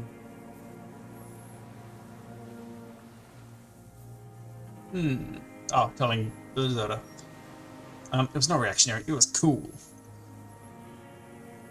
You didn't. It was not reactionary. It was cool. The fascists were right about rock and roll. It is degenerate. Hip gyrating, mental illness music. Nice gun you got there, deserter. It's not nice. It's a piece of shit. But it gets the job done. Fell in my grave, is it? It's a 3-angong. Oh, fuck. 446. Wait. I can't check it. 446 is the stuff, the thing, the diameter, radius, what do you call it? Caliber. A Samaran rifle. How did you get hold of one? It was sent to us by our brothers in the Sinyao commune. Military aid. It has stayed true to him. He can still make it sing. The Sinyao commune? You heard me. It's good now. Like chalk wiped from the board. His gaze turns inwards. His gaze. Sir, I need you to put down that gun so we can talk further. We're with the police. I am the law. The lieutenant pulls Oh, shit. his pistol from the holster. Go time. You are a glorified night watchman. This is a service rifle. I can only lay it down before an enemy commander of corresponding rank. I think, the deserter, maybe we've broken enough rules of military engagements and such things, and we don't have to worry about it that much. Deserter. There does not seem to be a magazine in the well. Uh-uh. The rifle's side is clearly visible. Cool. You don't even have a magazine. You're right. It's a good thing I got one in the chamber. Oh, wait. Yes. It's interfacing. So helpful. I'm not very authoritative because I put on some clothes because I'm wearing this fucking sick-ass shirt. Let's just go with, alright, keep it down. Although, Kim, what do you reckon? The lieutenant aims his pistol square at the man's forehead. Put it down now, sir. Or you're gonna blow my brains out before you question me. To hell with it. It's a walking stick anyway. It's out of bullets. You said it had one in the chamber, you fucking liar. Old man lays the rifle down carelessly, then looks at it lying there. Like an amputated limb in the sand. Who are you? My name is Josef Lilianovich Dross, Political Commissar of the 114th Anti-Aircraft Division of the 4th Army of the Commune of Revachol. I am a deserter, a partisan, and a prisoner of war. This is my termless surrender. His eyes turn to the reeds again, dead and dull. The commune of Revachol? Do you mean the ICM? Your holdover from the... From the Insular Indian Citizens Militia, the army of the revolution. I was recruited in Jamrock in 07, trained in the École de Contrôle Orient, and consigned to emergency defense duties in 08. I left my unit on the eve of the landing. When I returned here on May 14th, the commune had fallen. Still armed and ideologically trained, I wrote a criticism of myself and resumed partisan duties. How long have you been on this island? I was like 40 years-ish? 43 Yep. years. Oof. No. I've been on other islands too. He looks into the fire. A wisp of smoke rises from somewhere between the charred logs. I was an resurrection until they turned it into a spa in 18. Then I was an E-48, a nameless sound, until the sea washed over it. Then I came back here. That was 22 years ago. You've been hiding here for 43 years? 43 years and 10 months. That's steadfast. It's not how a human being should live. But I had to. I couldn't just forget. I couldn't just forget what I saw. What have you been doing during all this time? Hiding, fishing, waiting. He looks across the water. Where the afternoon grows late, on Rue de Saint-Ghislain, people walk home. Street lights will soon be lit. Further inland, the streets are alive with workers, men, women, children, street hawks and migrant laborers. The temperature is steady. Alto cumulus clouds form above Precinct 41. Always waiting. Always watching, Wazowski. The old man turns his eyes from the shore and back to you. For her to return. Her who? It's same. Girl, child, revolution. Oh, different hair. Girl, child, revolution. Always. She'd better come. I too have given my life to Mazovian socioeconomics. A waste. The material base for an uprising has eroded. The working class has betrayed mankind and themselves. The historic opportunity for a revolution has passed. It will not come back anymore, however hard I try, whatever I do. You said you deserted your unit. I was just 16 years old, 15 when I volunteered. I had a lapse of faith. And of courage, too. Understood. Well done. I won't explain it to a minion of capital. I just fucking said I'm a minion of communism. What's this place? This island? It's not an island, Dwight. It's a defensive fortification of the commune of Revachol. And I am its last surviving defender. What was it used for? I just get way more British when I'm yawning. The congenitally deformed King Philip II built it to restrict access to the Bay of Revachol. We captured it in '02, retrofitted the fort with an AA gun to defend against an airborne landing. Against the whole world. You mean the landing? Retaking of Revachol? Coalition military called it Operation Deathblow. I later found out on the radio they called it Deathblow. You're one of them. Tell me, who speaks like that? We had 50 million people on Caillou alone. First of all, I'm not one of them. Sure you are.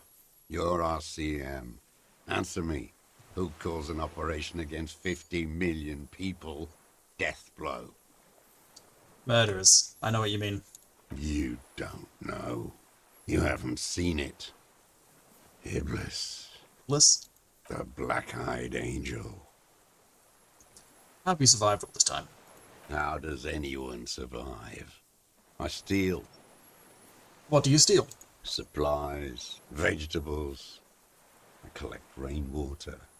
It's the life of a dog, not a human being. He coughs once more, then puts his hand on his belly. How is your health, Mr. Dross? I've been throwing up blood since winter. Red, like beetroot. Been passing it in stool, too. The RCM can provide medical services. You need to be looked over. I need to die. You don't have medical facilities? You have guns. That's all they give you. Toy guns. This is a serious situation. You need to be looked over, and we can do it. There's nothing to look over. The triage is in, and it's black. Administer morphine. Moribund. How have you coped mentally? I haven't. I have holes in my brain. Years missing. Others filled with pain only. A decade of... His eyes roll into his skull and back. I don't even know what. Inferno? Yes. I also live in hell. At least you know it. The traders of this city turned the lights back on in the 30s, after the fighting stopped. Ruins, glittering in the dark like a fucking merry-go-round. It's disgusting. I actually want to get one of those other lines again. Any supply? How is your... I've been As your health, blah, blah, blah, blah, need blah, blah. to die. I don't even You notice the lieutenant is about to say something.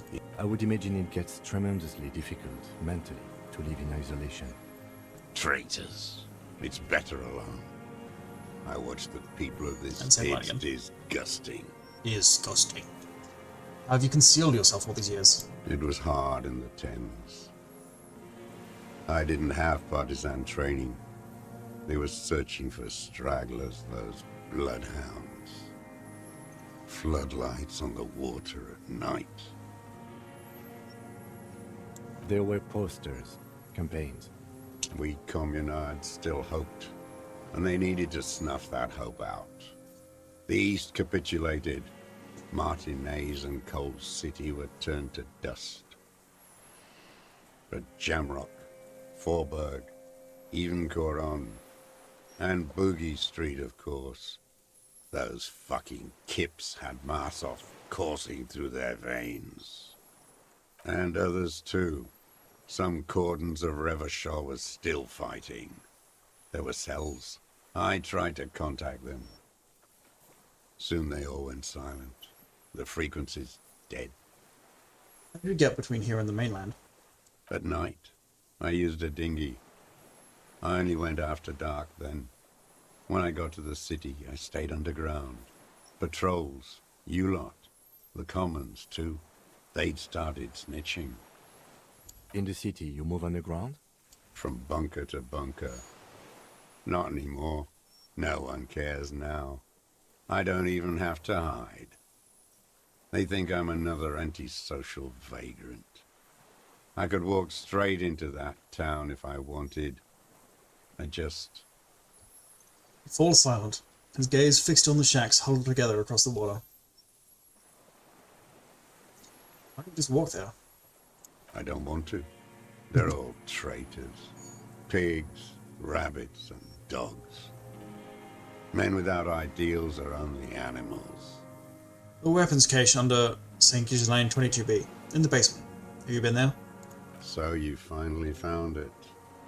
There must have been a small squadron's worth of arms in there. Elmer Graves, right? They were damaged beyond use. I know. So you've been there? Sleeping. Some nights. Ammo scrounging on others. Those McGraves were shit, even before they corroded. Some had bullets in the chamber, however. There's a small bunker under the field building. You stayed there? The propaganda bunker. I used to, but not anymore. Propaganda bunker? They stored leaflets there. Broadcasting equipment, too. Made broadcasts, I think. Propaganda officers. I buried them with their leaflets. They killed themselves. 2 young boys. Killed themselves? A lot of our boys did. I spent some winters there. Never liked it. Kept thinking of them. No need to go underground anymore. It's better in the ruins, on the ground. Tell me another thing. The old man looks across the water, at the city, the ruins, the motorways rising above it. You said this is your termless surrender? You're with the RCM, the coalition-appointed mob. that enforces bourgeois morals in Revachol. I know what it looks like, but I have secret plans to turn the RCM into a Mazovian revolutionary unit. Rock and roll posturing. You're the RCM. You represent the Moralist International, the enemies of humanity who took this city. I represent their adversary, le Parti Communiste Insolente. Take me to them as a prisoner of war. I have relinquished my weapon. I can no longer serve.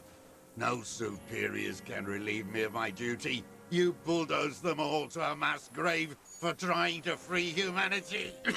His hand shakes and he breaks into a coughing fit. A spray of blood from his mouth on the black charcoal in the fire pit. So you're a communist soldier from the Communist Army? No, I am not a soldier. I am an ideological officer.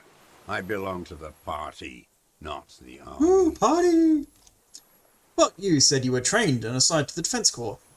Trained in historical materialism, then assigned as a political commissar by the party. These things used to mean something. Wait, what does a political commissar do? The old man does not answer. He tilts his silver head and looks at the reeds. You see a small tremor pass through his legs. His job was to assure the army answers to civilian control and follows the ideology of the Commune. The lieutenant says softly. Scientific communism. A commissaire politique is a night philosopher of the revolution, a future human. The tracksuit-clad old man is suddenly reanimated. That means you're a trained communist, right? He nods slowly. Then another tremor. I'm also a communist. No, you're not. You're a liberast. Liberast? A liberal and a pederast. It's what most liberals are. I'm not a liberal. I told you I'm a communist. Detective, we have not come here to discuss ideology. We got time. We have come to ask questions regarding a murder investigation. The old man spits into the fire pit. He does not say anything more. A jitter passes his lower body. Yeah, we'll get that other line. No. Train. He nods slowly. No, you're No, I really am a communist. I have communist thoughts in my head. All the real communists are dead. They died fighting for communism. Are you dead? No. You're an inert lumpen with a gun. I'm a lumpen. Detective, we have not come here to discuss ideology.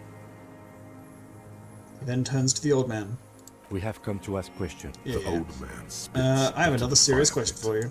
There's nothing serious in this world. You shoot that guy? It's a farce. What are you even... I'm gonna pick that up. Pick this gun up. His gaze follows your motions. The rifle feels surprisingly light in your hand. Frame stocked and patched in places with tape and wire. Still warm from his parched hands. Not the metal. The metal is ice cold. This weapon has been modified several times. Inspect it closer. The rifle's in a shabby state, like a crutch that's seen too much travel. Hieroglyphs are embossed into the forearm, made of walnut. On the butt, you see Vespertine writing, burnt into the wood. Triangong, 4.46mm, made in Sinyao. It's as he said. It's a Trangong, made in Xinjiao. No one said it has to be a Belmagrave. We were just guessing. From ballistics, it could easily have been a Triangong, too. It doesn't matter if it was made in Shanti Shanti. All it has to do is use jacketed ammunition. And it does. This uses jacketed ammunition. 4.46. The right type and the right calibre. Calibre. The rifle has been patched and modified several times. I wonder how old it is. The old man does not answer. Sounds like He 43 years just old. stares in front of him. Stow the gun. The old man keeps following your motion with his gaze. His right arm twitches suddenly. This looked very much like the murder weapon, can be used against them to get a confession in time. What have you been using this gun for? I've used it for killing people. Fair enough. Here we go. A trail of blood. The lieutenant smells it too. Oh, we've got a lead now. Killing people? It's a gun. That's what they're for. You want a moralist euphemism? Defending your family and your property. I haven't done that. I've used it to kill people. Interesting. During or after the war? There is no after the war. Class war is never over. Go in straight. No euphemisms. He doesn't like those. No. Be careful now. Slow and steady does it. Make him repeat it first. Don't mess this up. Remember, he wants to tell you. Get personal.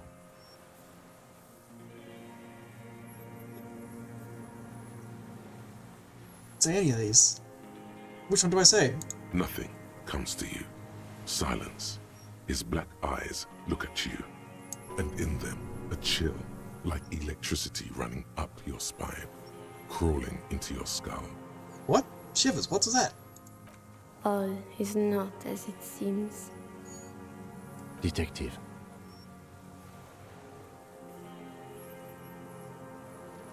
Shivers, what the fuck does that mean?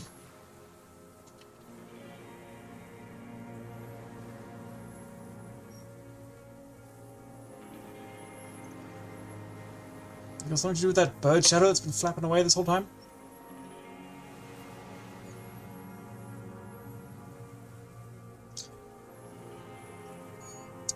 Alright, what do the boys reckon? Rhetoric thinks go in straight, no euphemisms. Rhetoric's a bitch though. Rhetoric is low, not reliable. Hand-eye, you're way up there. Was the other one suggestion? Suggestion, you fucked up recently. You've been having some trouble all day. Probably go for hand-eye. Make him repeat it first. So, what you're saying is, you killed people after active fighting stopped. What did I just say? Damn it. He keeps shaking his head, erratically suddenly. He brushes something out of his eye. What did I just tell you? Alright, Rhetoric. Drop the ball now. Did you use that gun to shoot and kill a colonel of the security contractor Krenel? The who? Krenel Colonel. He leans in and cups his ear. He heard you. He just wants to hear you say it. You're in.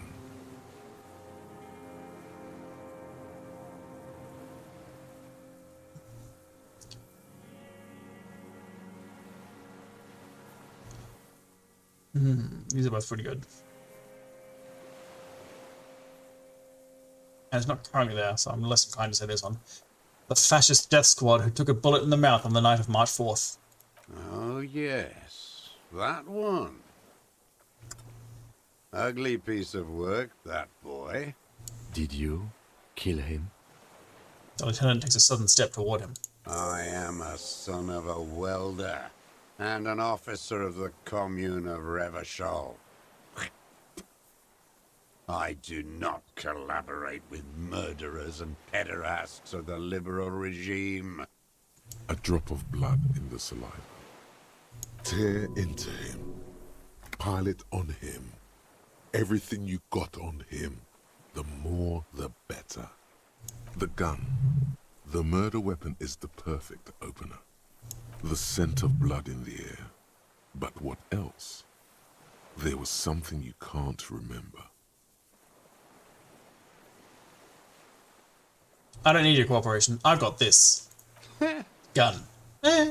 Not a lot of guns around that use military-grade ammunition, are there? It's a real gun. Not like your little musketeer pistol. I've seen you prance around with that, jumping hoops for the liberals. You look like imbeciles. Why don't you ask them to give you real weapons? Going against automatic rifles with these toy guns. Of course you got those boys killed. Damn, he saw you. He's watched it happen. Stop changing the subject. We have the murder weapon. You know what? You're right. I'm convinced this made the shot. Should we call it? I'm calling it. We have the murder weapon. Good. The lieutenant takes out his notebook and draws a single line. This feels good, doesn't it? Tearing things up like this. When you have the murder weapon, you have the killer. Murder. The old man does not say more. He just glances into the reeds and then twitches once more. This pushed him, but not enough. Just a little more. Why is he twitching and looking at the reeds? What am I forgetting?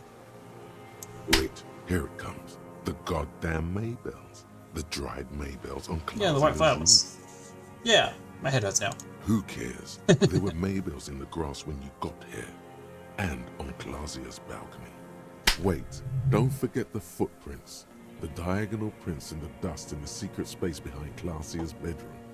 Now, they're gonna come up. Of course, thank you, Ed, thank you. Yes, ouch. So good, it hurts. Those were not modern prints. Nothing else comes up. You see the lieutenant watch you. Try to stimulate thought processes by hitting yourself. I'm sorry, this didn't do anything. Usually hurting yourself does. Officer, a word? No, I'm almost there. Just let me have a few more punches. Almost where? Almost ready to bleed to death. He looks at the blood stain in her pant leg. No, come on. A word. Let's go.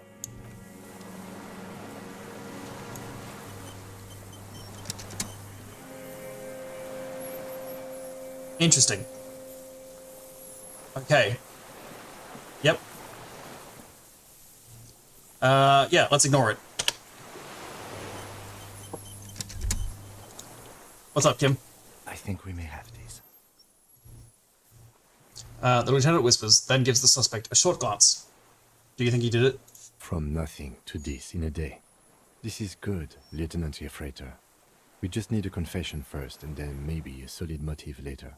I'm slapping myself to get ideas. I can see that, yes. I'm not judging. I'm trying to get him to confess. How do you think the questioning is going? Good. We are doing very good.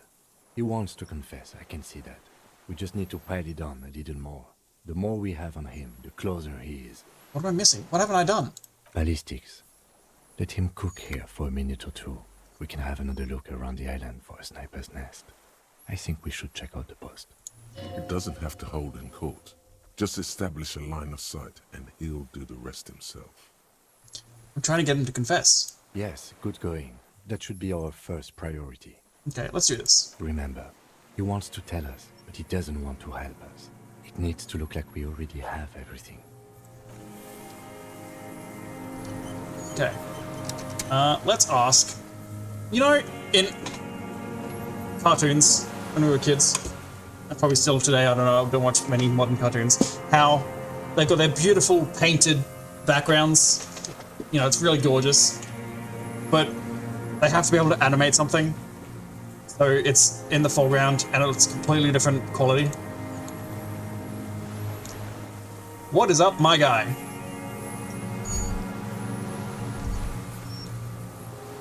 Can I do anything with this?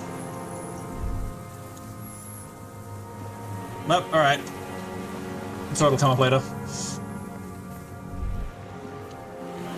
The whole fucking conversation with Deserter, I was like, what is going on over there? Why is that? Why are those couple reads so different?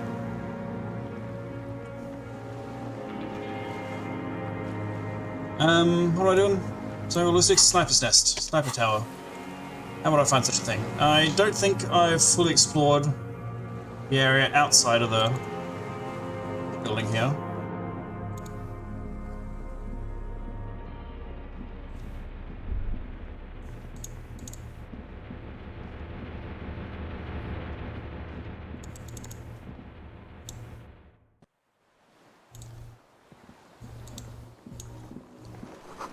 Inside of the fortress, you make out the console and the blast door. Oh, that looks pretty interesting over there. Can I get over that way?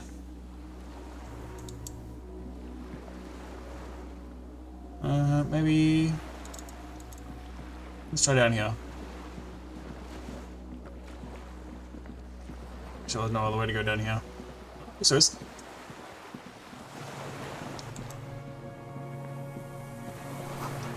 These tires are falling apart. They're at least 50 years old. Oh, nope. Okay, never mind. Nothing else over here. Huh? What are you hiding over? What's heart?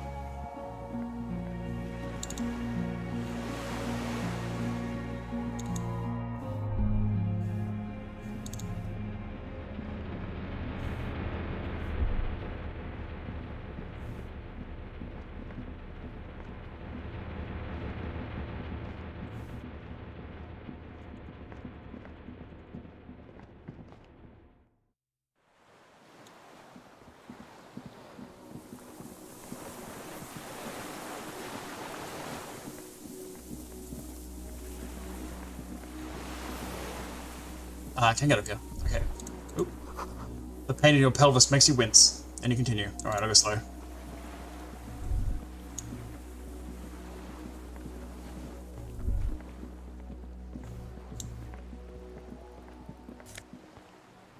Wow, a lum fuel canister.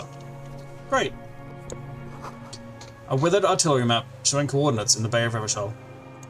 An old medicine cabinet, newly stocked with Dramamine. Ooh. Yum. Delicious. I'll have that. There's a rain-soaked mattress on a concrete slab, only half covered by the crumbling roof.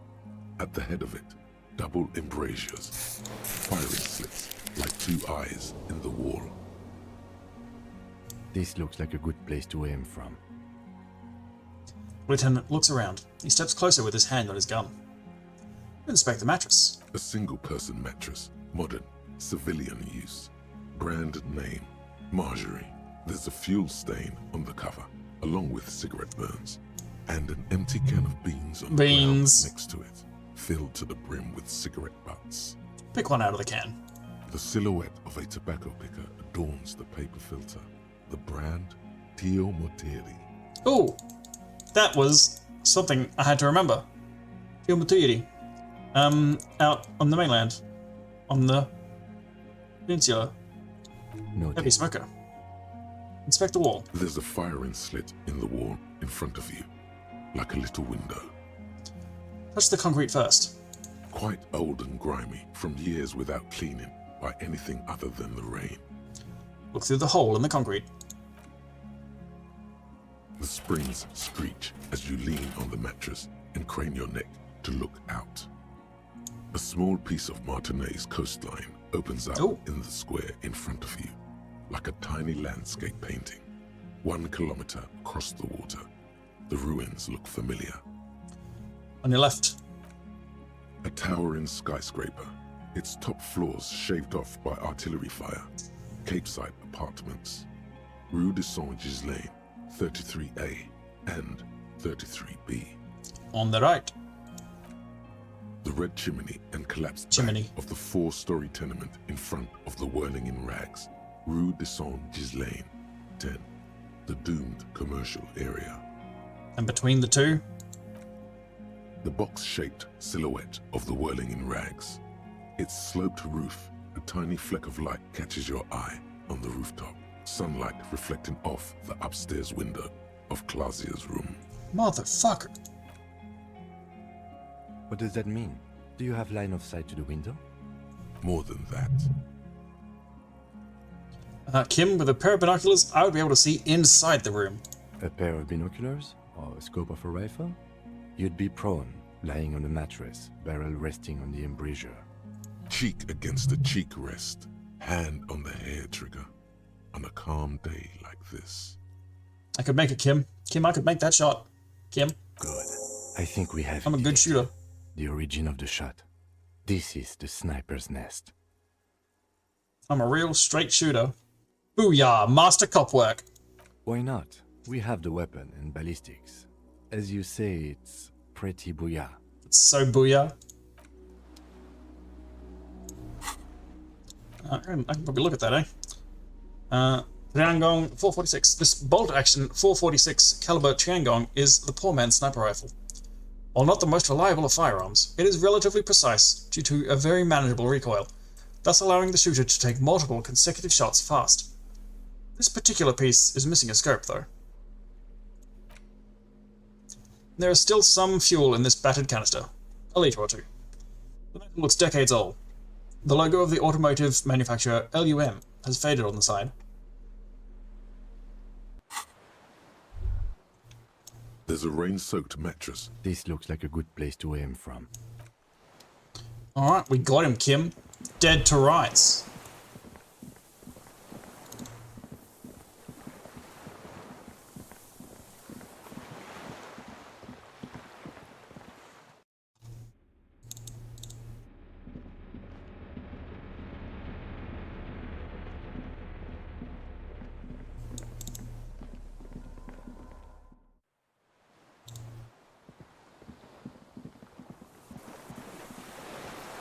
Bro, you'll never guess what we found.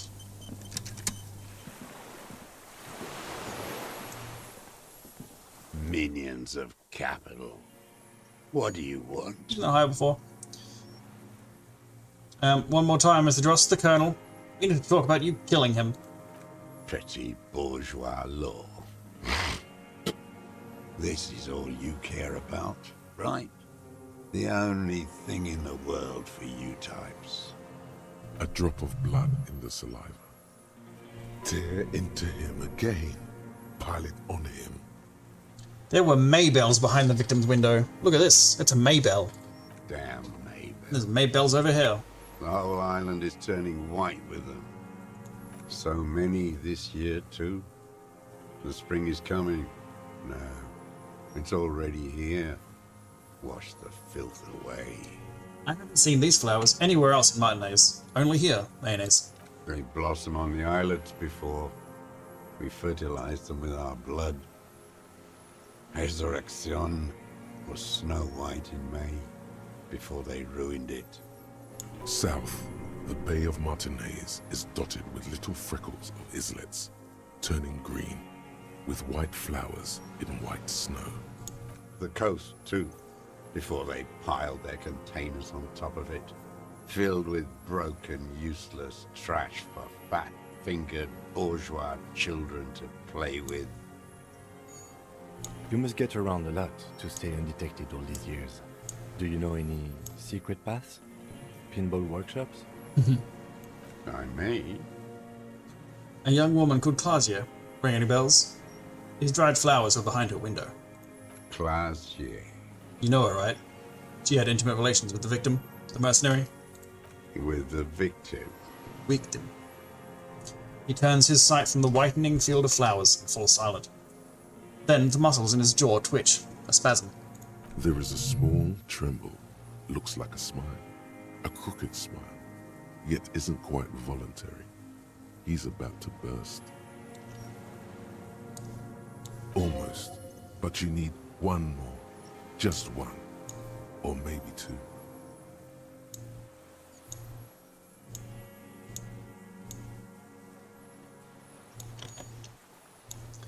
I wonder what brand of boots you're wearing.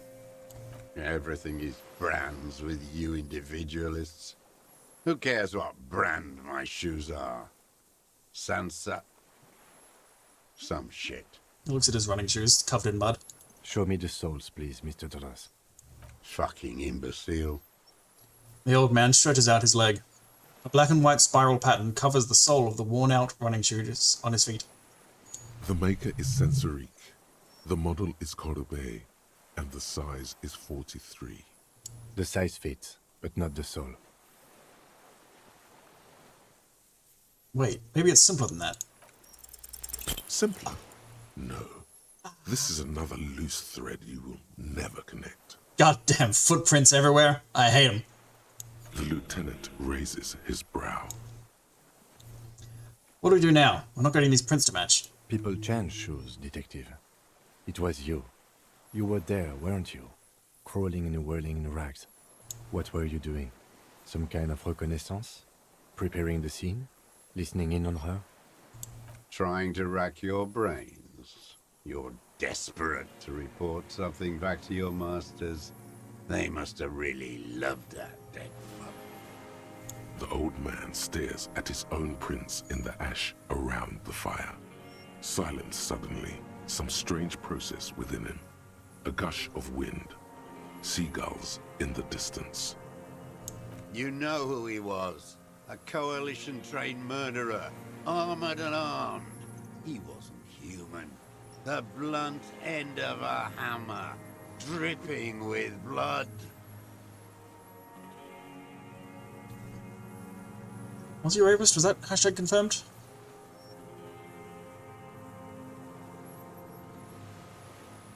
I remember Titus alleging that. Clausier was cool with him? Said she wasn't raped by him? I don't know one or the other. He was a killer though, that one's for sure. He was still under the protection of the law. Beating us to the ground. Moaning with joy. You hounds get so thorough when a company-trained killer dies. I haven't seen you on this coast for 40 years. You know, maybe I should have killed one sooner. Got your attention. Now you stop beating druggies and prostitutes in your basement. Now you come to investigate. Not when they die by the hundreds. So you killed him? Oh, the inhumanity. One paramilitary less in Reversham. You can almost see him squeeze a tear out of his eye. His fists begin to tremble from the anger. The lieutenant raises his right arm to hush you, while the lieutenant listens, holding his breath. I'm gonna hold my breath. I had them in my sights. Both of them. Him and the whore. I was breathing with them, in phase, and I pulled the trigger and flew on the air until I landed in his mouth. He begins to smile. I didn't think I had a shot like that in me anymore. I did. I saw him kneel there with his mouth full of death, and that stupid look on his face. And his dick still in her. Then, a hot flash of rage almost carries the smile away. Some dark peace. Then what? Nothing. I went to sleep. Next morning there were Maybells everywhere. The world was white. Or what's left of it, anyway. My last spring here. I knew the fascists would come to avenge their own. And so they did. Mr. Dross, are you aware you're confessing to murder? The lieutenant asks, after a second of silence. Yes. A single word is all he gives. And you were looking at them, the victim and a young woman, having sex, through the scope of your rifle that night, before you shot him? The lieutenant takes out his notebook slowly. Very slowly. The old man nods. What scope? The rifle doesn't have a scope. Why? Because that's what they were doing. He shrugs, then smacks his lips. I don't understand. Do you, detective? I don't understand this part. Why were you looking at them that night? I'm always looking. He cocks his head to the side, then turns his eyes to the city. Another tremor passes his right side, lower in intensity.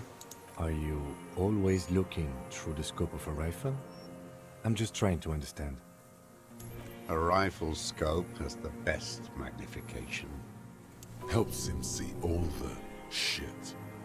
And if you don't like it? Click.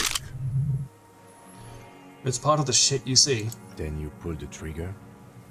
Yes. Think of it as a form of critique. I'm gonna put on some composure clothes. Composure. Composure.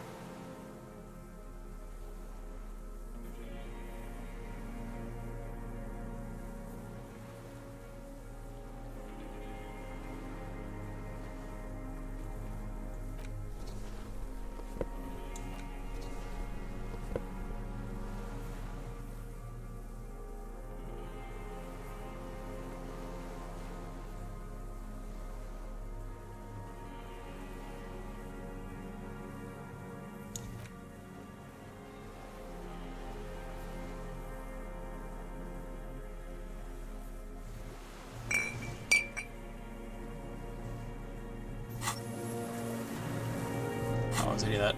Very negative.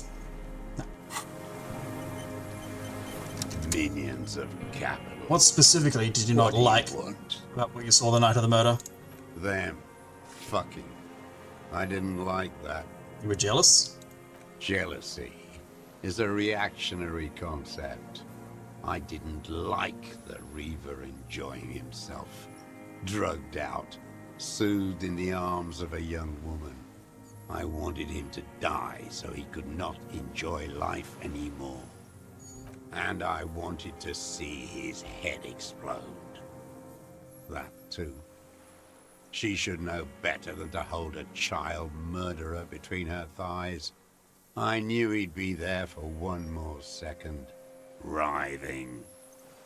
That's all it takes for the bullet to reach his head. Now that I think of it, I wasn't aiming for his mouth. I wanted his brains to spill out on her. But you can't have everything. Her body sweating from the drugs, slick from cerebral hemorrhage. He wants to see her covered in blood. How long have you been watching her? Since she came to Martinez. I saw her sneaking in the reeds early in the morning, behind the Fell building. It was dark, still winter. She didn't have her skimpy outfit on then. Just a spot in the night, moving. Past the Fell building on the coast? What was she doing there? Hiding something in the water. She had a fag after she'd done it. I was up in the ruins there. She couldn't see me, but I could see her, smoking. She was nervous, but not scared. And beautiful. Shut up, electrochemistry. What do you think she hid there? Her passport and tickets to Villiers.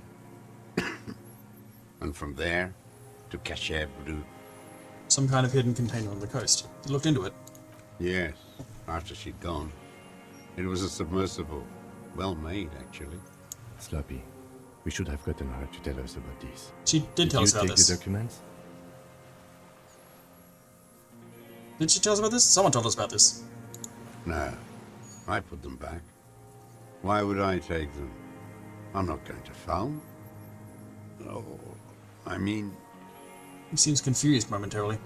Moving on, did you continue watching her after this? I did. She had a face like an archipelago, with those birthmarks. And a body, hard and lean and bruised all over. Black and yellow. I could see she's taken a beating. I could see who she was, too. A spook. On the run. Revachol's the cloaca of capital now. All the bagmen and arms dealers end up here to do drugs and have sex like animals. You could tell she was a spook from the documents? She had different color hair on the photo, and glasses. Forged.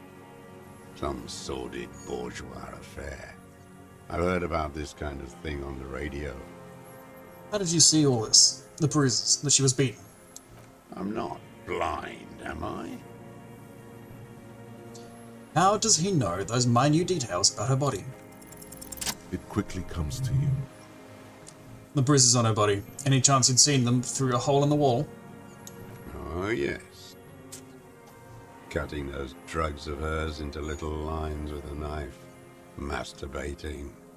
Everything in him fills with impossible longing, all at once. Did you make that hole? With a clip point knife. Good for listening in, too. For hearing the moaning and the snorts. Ever see her through a window on a roof? Like that, too. Yes. Bending like a bow against the glass. You've been through the secret route behind the Wolian rags. Those were your footprints there. You just changed your shoes. I've been through all of Martinez. Every nook and cranny. Oh, yeah, and that too. Yes, that too. The things they did in that little room. What she'd do to feel good. Funny the way light works. You turn it on inside, and it gets so dark out, you can't see a man looking in. I learned that in the 20s, when they were still hunting me. I've seen people do some shit, but... He keeps shaking his head. You hear the familiar scribble of the lieutenant's pen. A quick glance at you. How did you get in there? The hidden pinball workshop. I can just walk in there now after a good wash. I told you, they think I'm an antisocial. Closing hour is a good time. The kitchen's empty. You had to open the steel door in the kitchen? How? Hey. I got that open a long time ago. Some bourgeois game merchant lived there. I don't know, 15 years ago. He left spare keys all over, and I took one. Then I saw her turn the light on one night in my scope. Points toward the whirling in rags. Andy found use for it. A spare key, like the one hanging behind the Union box window. He had feelings for that woman. There's nothing to hold on to. Only this. It's not enough. The coals of his eyes glisten suddenly, like stones dripping with water. Is he crying? Man needs to feel something else. In this fight, it helps if you have your eye on something there. It's weakness, I know. And there have been others? Yes, over the years. It's not unproletarian to feel something. Was that why you left the dried flowers behind her window? No. He starts to shake his head again. A sunflower on a withered stalk. Why then? I don't really know. I was there one night and she was crying, like a child, in the corner of our room on the floor, like she does sometimes. What was this? The day after I killed him. You brought her Maybills? Yes. I don't know why I do the things I do anymore. Neither does he. He lowers his head, like a sunflower on a withered stalk. Is that sunflower on a withered stalk twice in... Yep. Twice in one combo? The silence. The lieutenant draws a line in his notes, then nods at you once more. So in conclusion, it wasn't about him. It was about her. Her. He repeats, staring at the ashes, then the reeds. There's a twitch in the corner of his eye. The lieutenant nods at you in acknowledgement.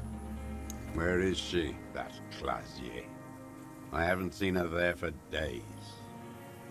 She got away, but she let us hear first. She figured out someone was watching her from the sea fort.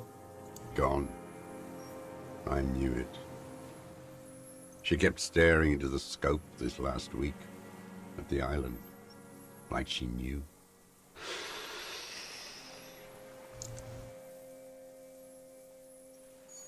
She'd look at night, crying or smoking on the roof, staring right into me. It doesn't matter. Midtown, across the Bay of Revachol, the oceanic wind washes 40-story towers. Above them, Lausanne Central Aerodrome, a cocoon suspended in the sky by a web of suspension wiring, encircled by hybrid aircraft. On the platform, a young woman is withdrawing from amphetamines, barbiturates, and alcohol. Yet still she smiles among the crowd, among the great ghost of the city she's leaving, for another, far south. Smaller, distant, hidden, not like the great chandelier she sees sparkle in the night below her. Streetlights, towers, tenements, and water, and across it a dark strip of ruins, barely visible if she didn't squint her eyes. We could get more. We've got him talking. You could get more out of him. He likes talking. Enough. Take him in. Bend his arms behind his back and end this. Chill out, physical mission. We got time. Been looking at anything else you haven't liked? A tragic comedy. Druggies, prostitutes, and rentiers. A strange little engine seems to fire up in him again. It straightens his back. More specifically? It's gonna be me, isn't it? Specifically, the whole city is a charnel house. Stripped clean and draped in neon. But Martinez... Martinez is the worst. Because of the racists. Everyone Agreed. is a racist in Martinez. It's a lot of them, yeah. Favorite thing to do in the whole world. Listening to race-themed radio shows. In the ruins. In their lorries. Is the racist lorry driver not there because you shot him? If so, then I'll let you go. I'm full of Good turn deserves steroids and another. Radio Revachol 92. Race this, race that. It's all sanctioned by that Social Democratic Union and the farce of a Social Democrat who runs it. Mr. Clare? Yes, the fly larva in his container. He let some nihilistic advertising yuppies erect a statue of Philippe III, a syphilitic murderer, on the town square, to spit on the working class. Not since the serfs of ancient Pericarnassus has history produced a more inert social class than the Martinez proletariat. The rest of Revachol at least pretends to rebuild. These people still live in ruins. In tents, like animals, like those boom-boom morons on the ice.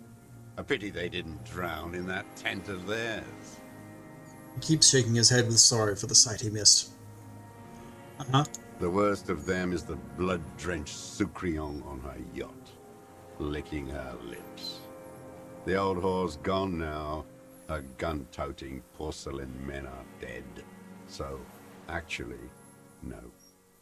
The worst is that old cock parading around in his uniform, throwing balls all day.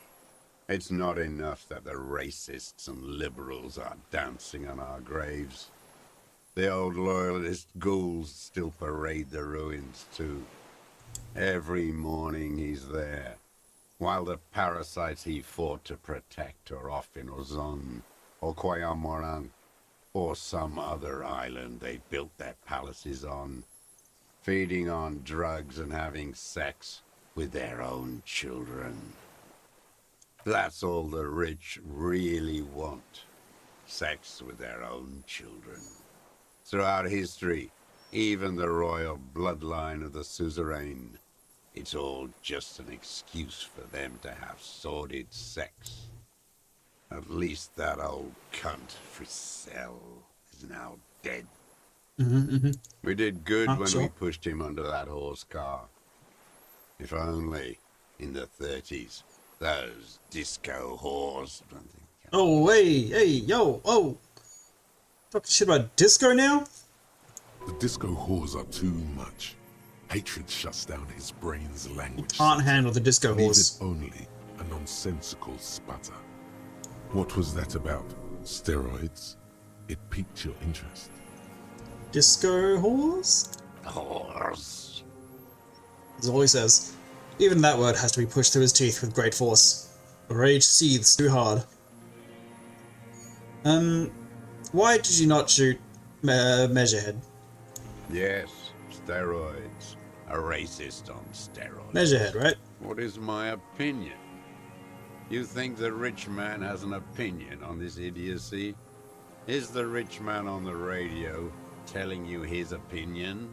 No. The rich man's looking at real estate and fiddling his kids, wading through the corpses.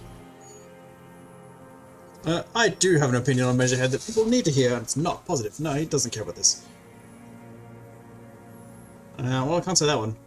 I, too, am a level-headed moral person. Nope, fuck Measurehead in particular. You moralist types are all crypto-fascists, eternally fascinated with lurid race topics, helping the ruling class conduct their swindle, keeping the inane conversation going on Channel 4. The rich man doesn't care about complexion. He rules the world, and he laughs at your moral soliloquies. Yeah, that's fair. You should probably shoot the rich man.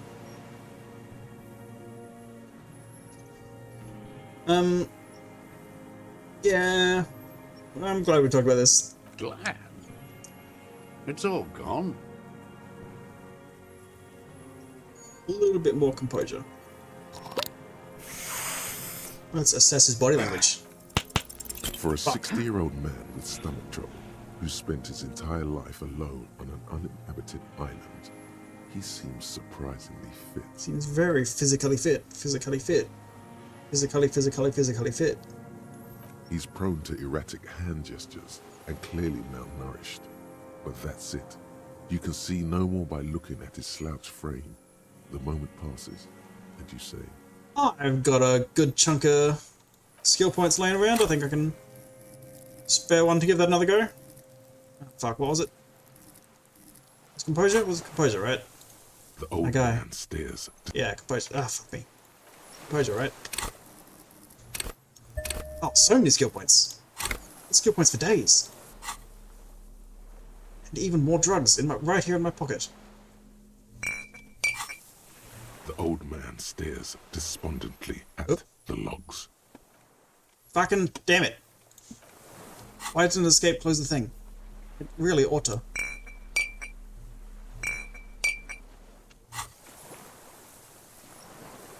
The old man stares despondently at the logs. Come on, we'll get there. It's like There we he's go. forgotten your name. It's full of drugs. Oh yeah, baby. That's what we like to see.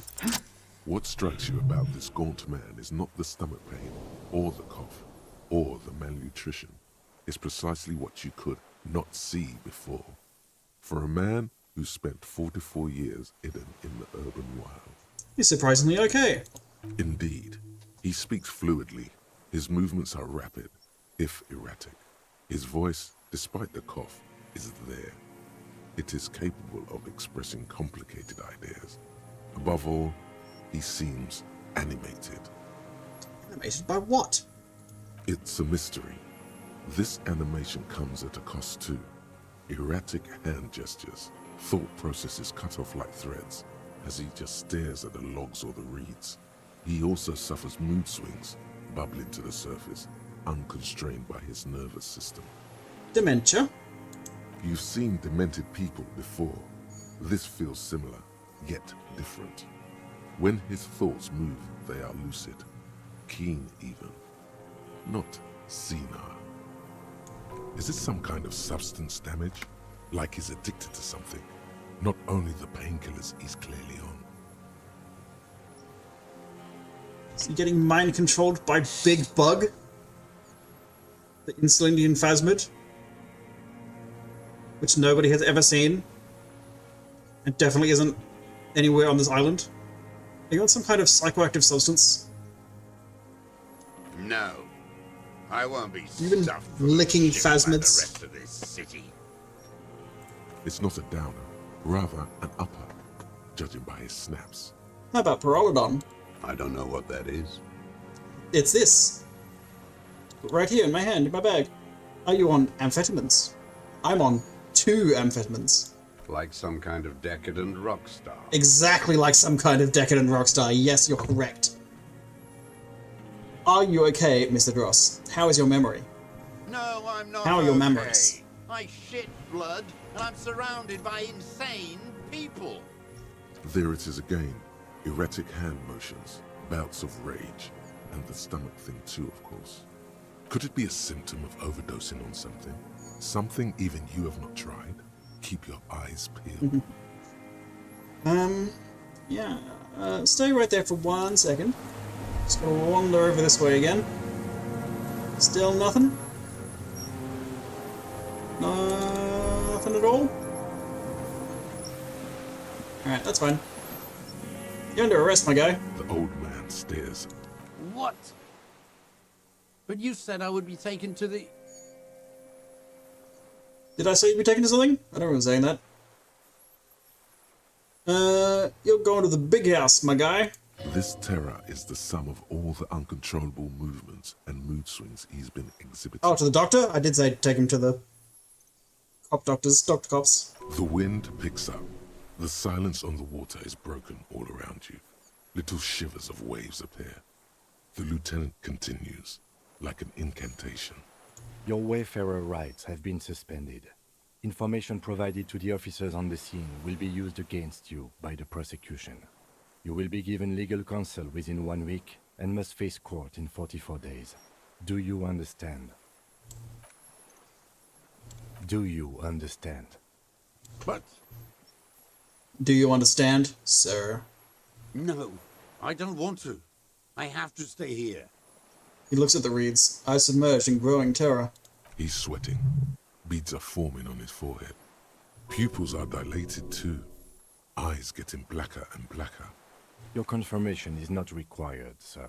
Now onto the boat. Wait. There it is again. To your north, as it has been since you came to the coast. The reeds whisper, stalks rubbing against each other. But then, in the middle of it... What? Something completely different. It sounds like a bow, very slowly being drawn against the strings of a violin. A very small violin, made of reeds and rushes. Asmund is playing the world's tiniest violin. Maybe there is room for 3 on the boat. Fish Kim, do you hear that? What? What are you talking about? Is this really us? Your skin crawls.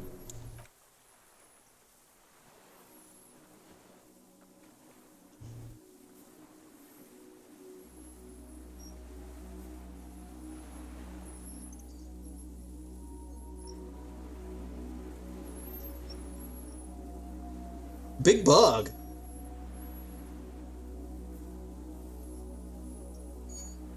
A delicate tangle of arms and legs unfolds from the reeds, limb by limb, to then just stand there, moving its scythe-like arms in ghostly silence.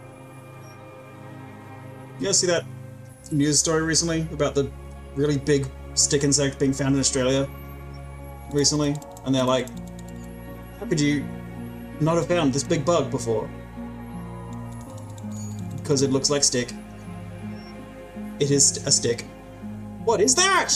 What are you talking about? The giant stick insect. There's nothing there. There's nothing there. I think you've had 40 years of huffing bug gas.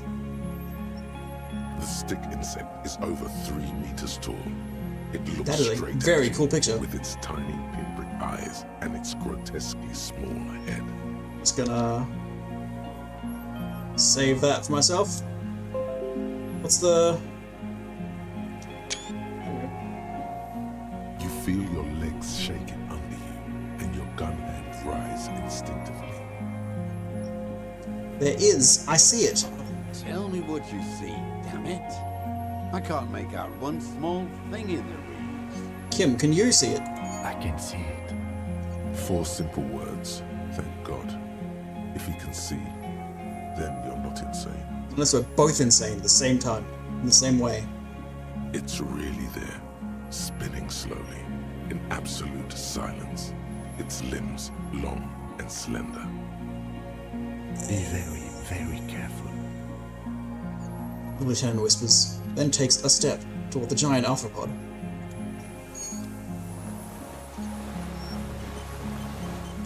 What is up, my guy? The creature stands on long stilt-like legs, antennae hanging from its head like a woman's hair, white and curled at the tips. It is no more than 5 steps away from you. The segmented antennae move with apprehension, searching for something. You. Take long, deep breaths. Slow down your pulse. Don't move yet, and when you do, be light as a feather. Reed-like tufts stick out of its joints. As the insect moves its forearms, it produces a faint hiss, like a reel-to-reel machine spinning after the tape breaks. The hiss is different from the strings you heard before. It says something else in a lower pitch. Listen carefully.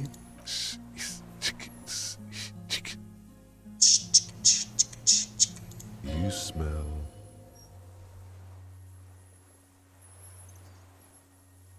This is the Insulindian phasmid, Kim. It is. Don't take a photo, it's gonna hate that. The lieutenant whispers behind you. You hear the familiar ring of his jacket unzipping, slowly, painstakingly so. Hey, Harry. Why is the sound of his jacket unzipping so familiar? Huh? Huh? Huh? Huh? You glance over your shoulder. The lieutenant holds a piece of milled aluminium. He begins to pull it open, extremely carefully.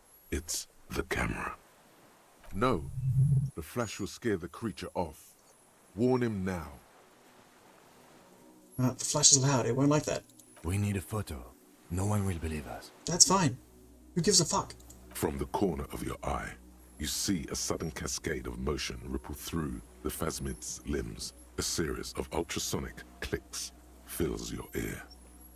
I am not palatable. Do not eat me. I am afraid. It's afraid. Stop now. I won't be one of those fools who didn't take a picture. Take a picture in a minute. After I have a little chat.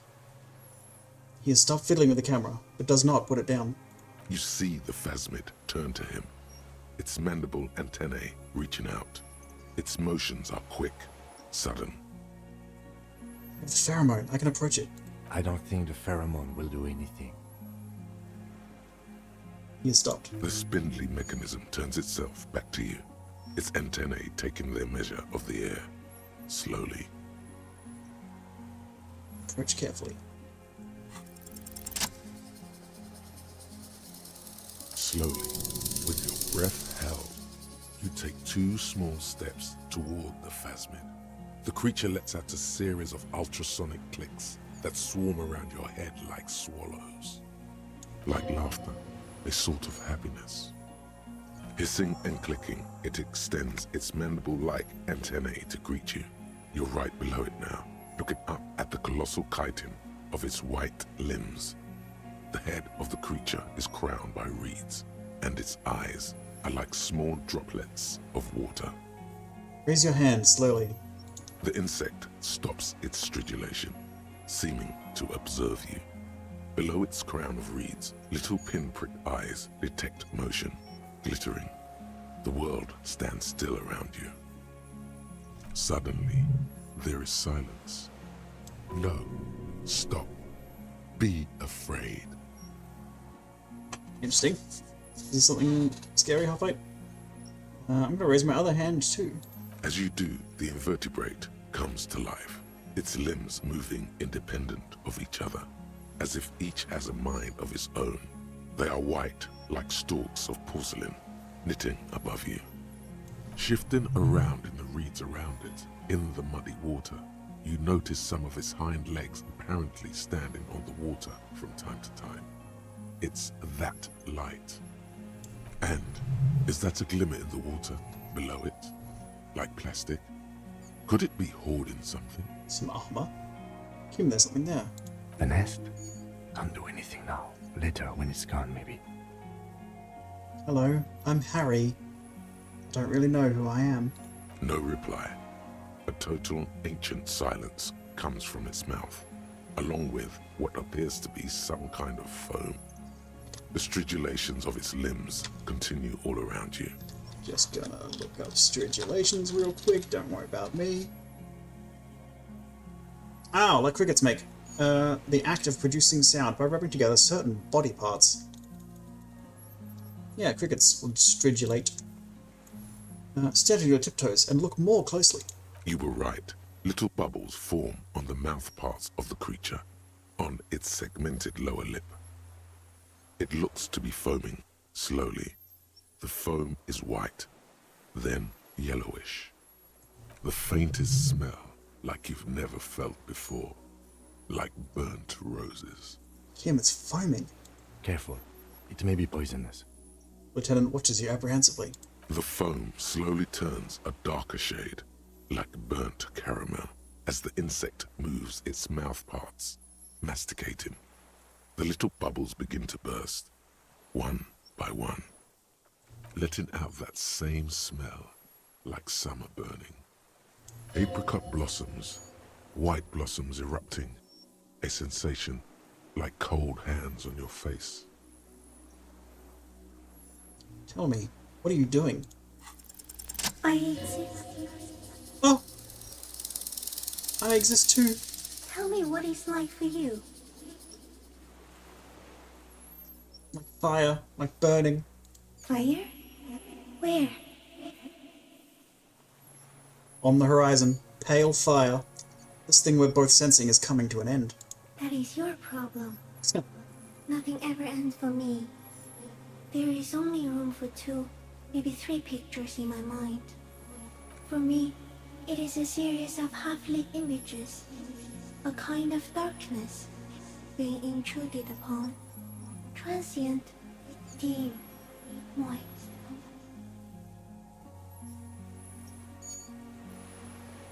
Immortal bug, but with no memory. What a life. The true ideal.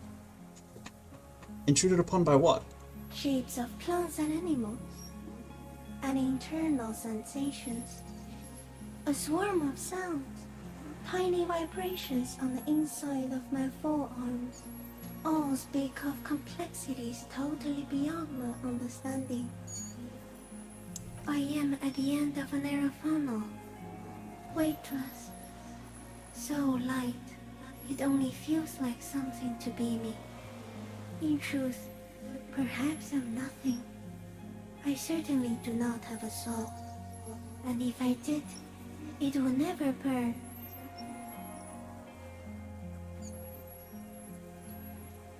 This fucking bug's got 20 wisdom, but 2 intelligence. I love this bug.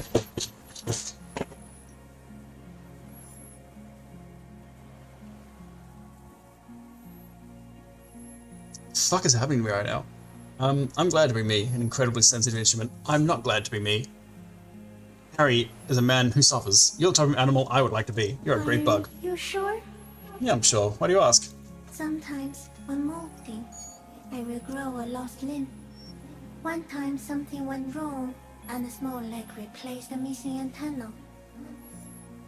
Cool. No, the leg tried to move around independently, making it hard to walk.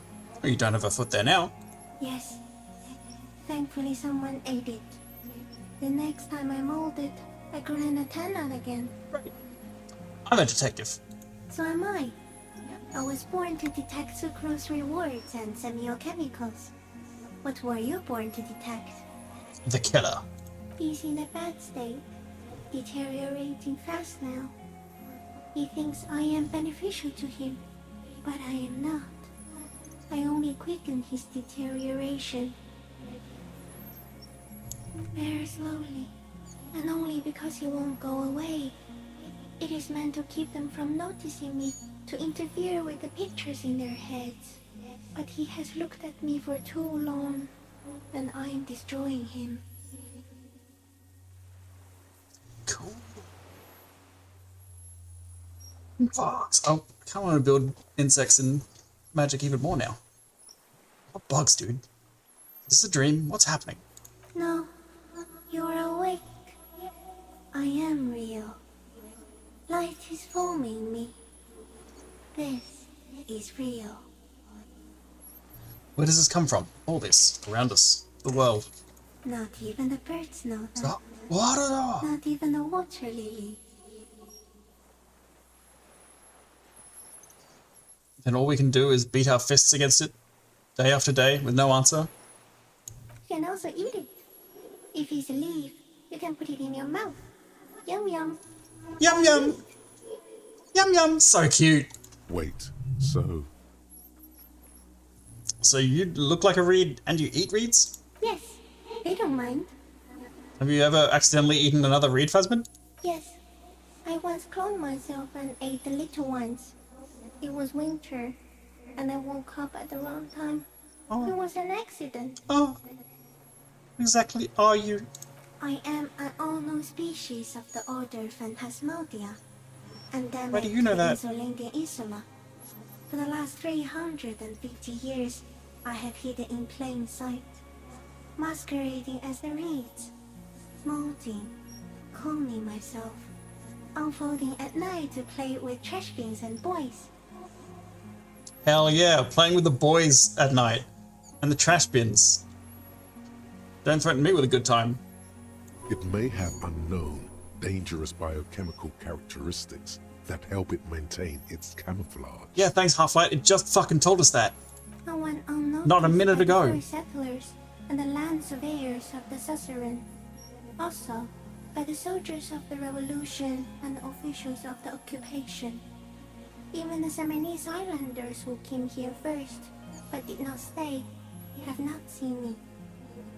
I have stayed hidden through 4 forms of government and 2 scientific revolutions, until I was accidentally discovered by a detective of the citizen militia in Revelshore, district of Martinez, March 51.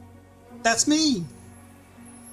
Are you poisonous? Yes, I do not have a starter display, so I use a neurodegenerative element to aid in camouflage. Do not worry, it is only destructive over long periods of time. Are you the miracle? No, you are the miracle. Me? How? The moral of our encounter is, I am a relatively medium life form, while you are extreme, all-engulfing madness.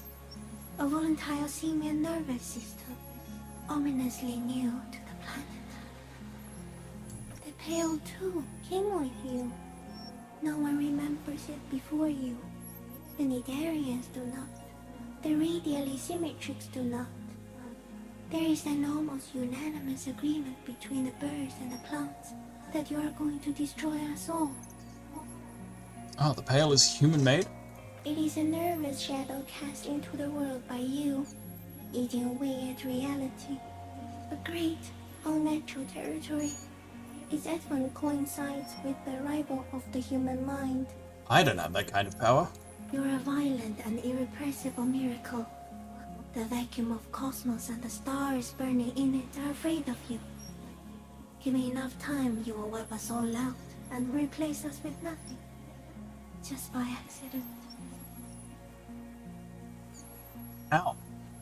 We suspect it will be something like the oxygen holocaust that wiped out anaerobic life 2.6 billion years ago, when organisms first started breathing. Only much worse. Worse how? Everything your eyes touch goes back there, behind the nose mirror. What if you blink? Are we still here? Please don't blink. What if you misplace us all one day, or just forget?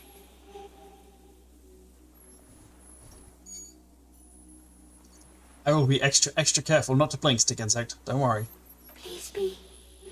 Or one day, one of you will close your eyes and sigh, and open them to see that none of this ever existed. Kim, am I having a violent epileptic seizure? It doesn't look like that, no. What does it look like? You're just staring at it. Then I think I'm having a vision about the final fate of mankind. Okay. Is it somehow related to the case? Oh, the case? The case is meaningless compared to this. I have totally transcended the case. I think we should take the picture, and then you should back away from the unstudied species. I have to say goodbye now. I have no more thoughts. That was all. No, there is one more.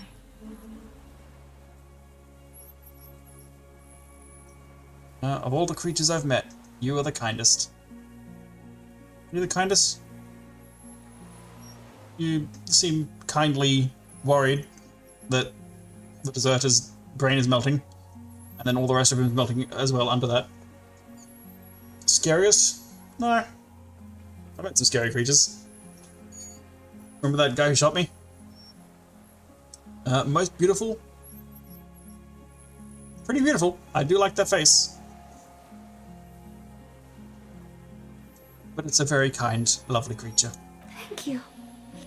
I also have one more thing to say to you. That woman, turn from the ruin. Turn and go forward. Do it for the working class. You will try. She was middle class. It doesn't take a 3-meter stick insect to tell you that.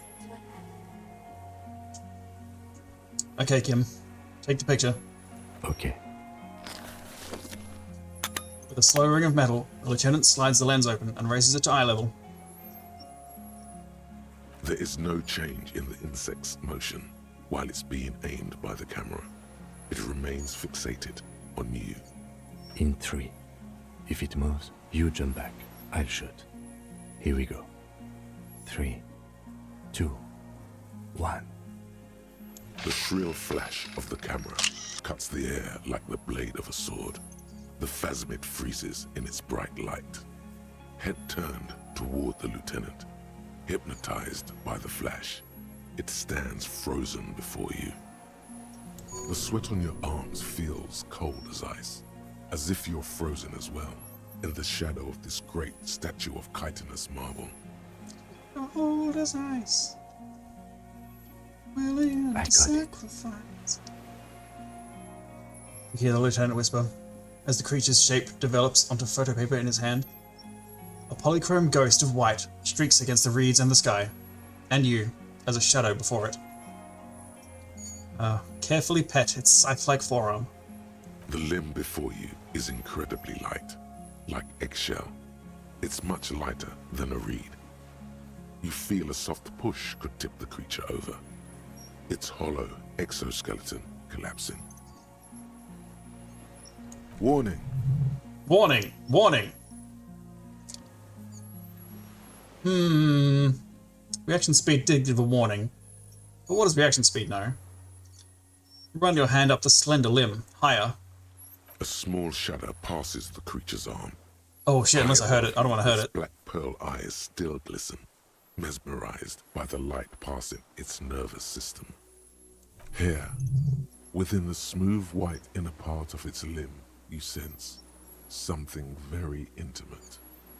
Thoughts. Our lieutenant is thinking with its limbs. The whole thing is brain. The nervous system could be spread out like that, over the extremities, like a cuttlefish. Slowly reach out and touch the creature's whisker. The antennae hang from a great height. With your hand shaking, you barely touch the tip of the left whisker. On contact, the chitin curls into a spiral, like the tip of a poison ivy. Its touch on your fingertip feels cold, ticklish. The sensation is electrifying, resounding through your body. It is surprisingly delicate, the curly end of the whisker, like a young vine. It's even a bit wet. Looks like someone's got hurt in a fight. This antennae is much smaller than the other one. Be careful, detective. It's moving. Look at your finger. You were right. It glistens with some kind of moisture. The creature in front of you stays frozen. Definitely don't do this at home. Lick your finger. It tastes like sugar, very faint. The anthropod towers above you, tufts of reeds pointing from limb and head alike. Odorless, mostly comprised of water. We got it. Another shudder pulses through the creature's limbs. It jolts back to life, like a record continuing where it left off, in a swaying, praying motion. Even the small black pearls of its eyes do not stray from you. Disengage slowly. As you're turning away, the phasmid mirrors your movements, stepping on the water, the long limbs carrying its feather weight without breaking its surface.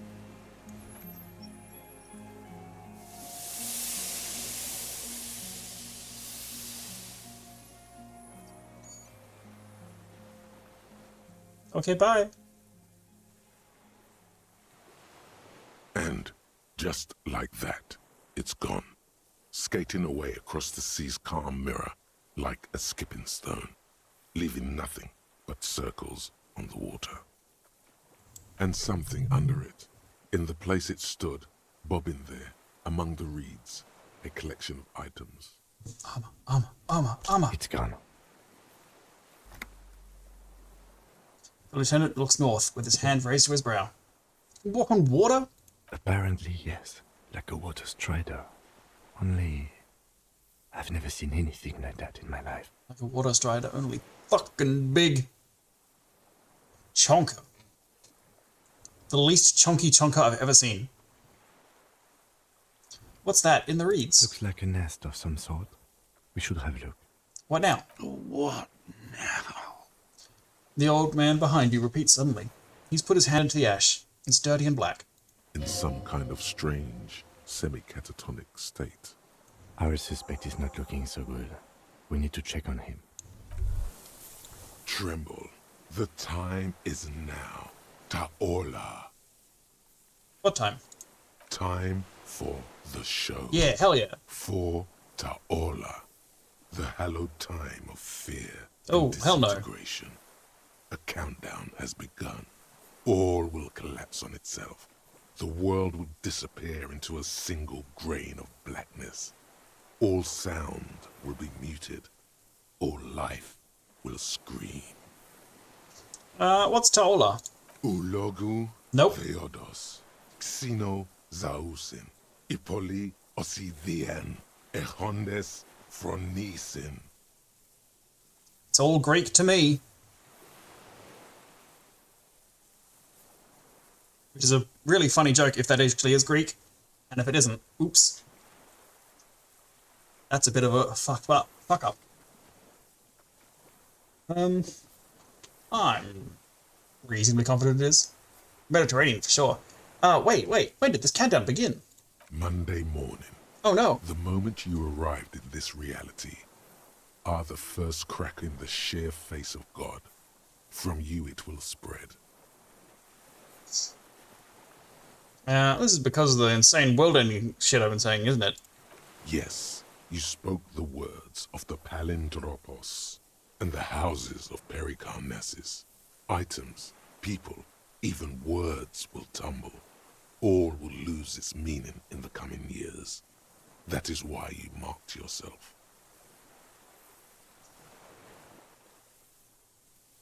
You sure it's not just a joke or some kind of coping mechanism? It's totally also a coping mechanism. It's just a coping mechanism. I'm gonna opt out of whatever the blah blah blah is. It's a mistake. Okay, yes. We don't have time Maybe for that. it is just the hangover talking. Or some kind of joke you're playing on yourself instead of working on the case. Yeah, we gotta check this out. Come on, both pieces. Ah, just a hat. Ooh! And the rifle scope. Where's the body of the armor then? Fairweather T500 helmet. This monstrous-looking, bug-eyed ceramic helmet was in the phasmid's nest. It still has some reeds sticking out of it, and it smells of seawater, but it's otherwise wearable, if not exactly comfortable. Putting it on feels scary somehow. Bug. Hello, I am Bug.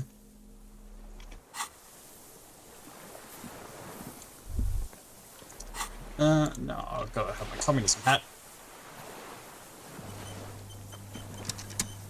My dude. What do you want from me? Something is very wrong with him now. I want you to go to jail for the murder and being a bit of a creeper. Oh man. So how could you not see the phasmid? It was right the fuck there. It's not there now. Stop looking. He stares at the reeds and falls silent. Mr. Doras? The man does not respond. He keeps staring, black eyes glazed over and bulging from their sockets. His gap-toothed mouth shaking, like an addict of some terrible substance. Snap your fingers under his nose. That always works on me. A light shiver passes him, followed by nothing. His hands are trembling, and he breathes slowly. He's going into some kind of psychomotor immobility. The good news is, this solves our transportation problem, doesn't it, Mr. Doras? The trembling mouth appears to sigh. Between this and the broken tire he's used for a boat, I think it's safe to leave him here, while we go and get help. It will need to be medical first, I'm afraid. What has happened to this man? Old age and shock. I think it was the phasmid. Yes, the arrest and the appearance of the phasmid, the combined stress. But you think it's something more than that, don't you? Yeah, it told me Quite that a few it broke his things brain. about that health check you did on him makes sense now. You couldn't see it, Kim. It's just reeds for him. That could be part of the shock. But you're right, something is off here. Mr. Dross. He touches the man's shoulder. No response. Maybe this is how the Phasmid has stayed hidden all these years. Then how did we see it? Oh, you mean, whatever does this, does it over time? Teenagers, kids, drunks, sightings are brief, and hence not credible. But anyone who spends a long time with it. Yes, you forget it's there. Mr. Dross, have you ever seen a stick insect pretending to be the reeds? The doctors will have to look at this. I hope your station has better medical personnel than 57. This is a little advanced for a nurse. Before, when I evaluated his state, he seemed strangely animated. He was energetic and articulate. After all these years alone, with little hygiene or medication, I would expect worse. Perhaps this animation is induced by something in the Phasmid? It does not seem to be animated now it's left. Honestly, I'm ready to believe anything at this point. Maybe it is psychoactive. I mean, why not? It's 3 meters tall. He takes off his glasses and cleans them. When he puts them back on, he's still staring at the sea. I think he's addicted to that thing, and I would know. Like a drug? He has the symptoms of an addict, and not the normal symptoms. His pupils appear to be dilated. They still are. He examines the catatonic man's eyes. Could it be there's something hormonal in his relationship to the Phasmid? You mean pheromonal? He seemed a little off for a man his age. Randy. The scope? Knowing of her bruises? His disposition toward Miss Orania? I see what you mean. I talked to the Phasmid. It said it's destroying him. You should be more careful, Detective. Are you sure it wasn't having an effect on you? Maybe. Anyway, it's only trying to remain unseen. The degradation is a side effect. A valid hunch. Long-term exposure to something like that could be neurodegenerative. Also, please be careful when approaching unknown species in the future, Detective. He's been here for a long time. Who knows how much of it in its company? He did seem distressed when it finally came to arresting him. Like he didn't want to leave this place, and the insect maybe. He looks at his notebook. I have absolutely forgotten to take notes. I hope I remember all of this. This will be one hell of a report. Thank God we have the photo. We found some things in the Phasmid's nest, Mr. Ross. He stares into the reeds. Your words don't stir anything in him. Perhaps you should. Check out this cool helmet. Nothing. Just dull staring. The last embers have gone out. The war is over. If Kuno kicked it into the sea, as he said he did, Diab would put it back here. This makes sense. Mr. Dross could have picked it up. Or the Phasmid even. If it did, this is incredible. I'll show him the detached scope. I lost... You lost it, Mr. Dross? He turns his eyes to the reeds again, as he's done so many times. Beige and white stripes. He lost the scope. Then it somehow made its way over there. With the help of a magpie Phasmid. The lieutenant observes the lens sparkle in your hand. This sight is a T9, Mr. Dross. Was it attached to the rifle when you made the shot? Silence. Not even a sigh. I'm going to let you rest now, Mr. Dross. The plastic cape flaps around his face in a gust of wind. His back is slouched and his mouth open. The blacks of his eyes are receding.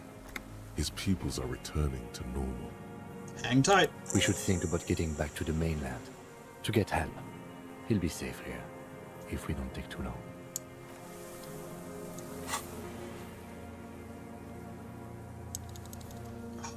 Only missing 1 or 2 pieces of armor. Boat to the mainland. Easy peasy.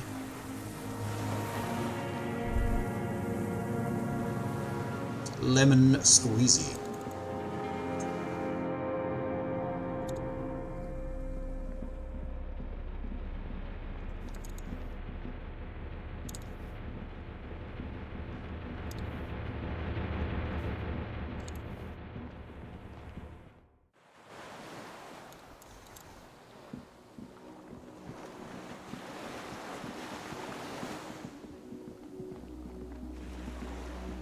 The skiff is swaying on the waves. Let's. We are done here. He says, adjusting your glasses, and he looks out over the water. The skiff rocks gently under your weight as you get in. The ride back is uneventful and quiet. But for the sound of conversation on the water, there is someone inland waiting for you. You reach the jetty and climb out of the skiff.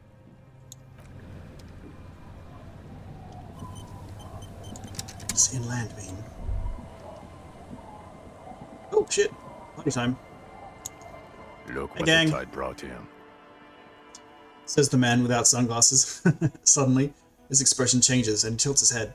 Harry, you're bleeding all over the place. You're half dead. No one else seems bothered by the bleeding. Bothered by it? Harry, you look like you need a fucking organ transplant. Oh, fuck it. Let's not get into that. Forget about all this. There's a giant... We're not forgetting about anything. Look at you. Stick insect. He points at me with both hands. Who are you people? Hello, I'm Trent Heidelstam. I believe we've met on several Hi, occasions. Heidelstam. I'm your goddamn partner, Jean Vicomar, and this is your special task force. Or what's left of it. Special Consultant Trent Heidelstam, Patrol Officer Judith Minot. Heidelstam, you tricky dick. You didn't tell me we knew each other. Hi. Hi, Judy. We've come to scrape what's left of you after pavement. It's okay, I'm cool now. Lieutenant Kim Kitsuragi, Precinct 57. We've just come from the island, where our investigation led us. We might need your help with something later. He adds, suddenly regaining his confidence. But this is clearly a departmental matter, so I'm going to leave you to discuss it among yourselves. No, Kim, you gotta have my back. Let's destroy them. It's good to meet you, Lieutenant Kitsuhagi. She says warmly, flashing the lieutenant the tiniest of smiles. Letting the lieutenant know he shouldn't feel embarrassed over the shitstorm that's about to befall you. What's this about? Ari, we want to help you. Trent, I believe this is where you come in? I don't quite know what I'm doing here. I was asked to participate as an expert. I think I need to manage your expectations a little. I'm at best an enthusiast in cognitive science. Is this a fucking intervention? My background is in something else entirely. I engage in neurology on a merely theoretical level. In fact, I should probably get going. No, Trent, it's too late. You're part of this shit now. What have you got to say for yourself, shit kid? How'd you know I was here? The cafeteria manager you fucked over told us where you went. I saved his establishment and still he betrays me? Strange. He didn't mention that. In fact, the establishment didn't look saved at all. There was a giant aerograffito in front of the building. It was on fire. There's this one junior delinquent. I don't know. It had shit kid written all over it. Wait a minute, you aren't the man in sunglasses at all. You're not even blonde. Guilty as charged. I heard you'd lost your mind and your memory. I wanted to see if it was true. And it was. Good work, Harry. You're insane now. There's one less person for me and everyone else to rely on. Okay, I had that coming. Had what coming? Not recognizing people you work with every day. Brain damage. Well, that's unkind. But I'm gonna say it anyway. You never told me you're not a horse-faced woman. Lieutenant, my name is not Horse-Faced Woman. It's Judith Minot. I was assigned to your unit 2 months ago. I thought we were friends. Mr. Friends, I just have a stupid head. Okay. Because you're my commanding officer, I really want to respect you. I want us to have a normal relationship. That will never happen, Jude. He's the rudest man on earth. He's the reason why the rest of us have to take sensitivity training. And I hate sensitivity training. Sean, I've listened in on a conversation between the rest of us. I don't think it's all me. I think maybe we all contribute to that particular situation together. Alright, Trent Heidelstam. You turned out to be Special Consultant Trent Heidelstam. Who could have seen this coming? Yes, I'm Trent Heidelstam. I never said I wasn't Trent Heidelstam. What's up with the kid then? Mikhail? Mikhail's my son. Oh yeah? What's up with all the interesting history? You spying on me? No, I was just interested in the Feld building and the Martinez beachhead. And Mikhail wanted to see Martinez. It was a coincidence. So what are you special consulting here? What indeed? I was asked to share my take on some of the more obscure theories developed in Königstein in the 30s, like partial psychotraumatic amnesia, group personality theory. He's here to see if you're insane. He is smart. Let's move on. Duped again! No one's who they say they are. Except Kim. Duped? Hey, here's a brilliant idea. Don't be a morbid drunk and you won't be duped so easily. Gardener, scab leader, this? Kim, please tell me at least you are who you said you were. Yes, I'm still Kim Kisuragi, still a lieutenant from Precinct 57. Okay, well you mentioned a task force? Yeah, Major Crimes Unit, under Lieutenant Dubois and Vicomar. Ring any bells? No. Who else is in this unit? Refresh your memory? It's a goddamn Major Crimes Unit. There's you, me, Jude, Tron fucking Heidelstown, and Guillaume Baby. Guillaume Baby. I'm technically just a civilian advisor. Oh, fuck you. You're part of this shit show. Yeah, okay. Who's Guillaume Baby? Oh, that's an interesting story, actually. Guillaume Baby is a police reporter who joined our team. He was really good. Then he left because he lost faith in your ability to lead the unit. Other people have left too. Good, smart people. People we won't get back. Only me and this really patient patrol officer are still here. And Tron because I'm forcing him to stay. Okay, so what does the unit do? Do? It's a major crimes unit. We clear the desk of cases so Precinct 41 doesn't look like the worst station in town. We are shit tier now, Harry. Because of you. The 41st isn't... He trails off, not wishing to finish the sentence. Where have you been all this time? We're 7 days in! Where have we been? We've been fucking off as far as I remember. He crosses his arms. You told us to fuck off. You said we're cramping your style. Your detective god. Fuck everything. All we burn. Detect or die. Why would you leave a literal police god? You were crying hysterically. You were drunk, breaking things, being emotionally abusive. You said we were going into the abyss. None of us wanted to see the abyss. So we fucked off. Like you told us to. None of this is ringing any bells. The bells aren't ringing because you have brain damage. Detective God. Trant, this is where you come in. How bad is it? Well, he doesn't have visible tremors, he talks without slurring, he can drive a boat, he's standing, reasoning. All good signs, but complete retrograde amnesia, episodic and semantic.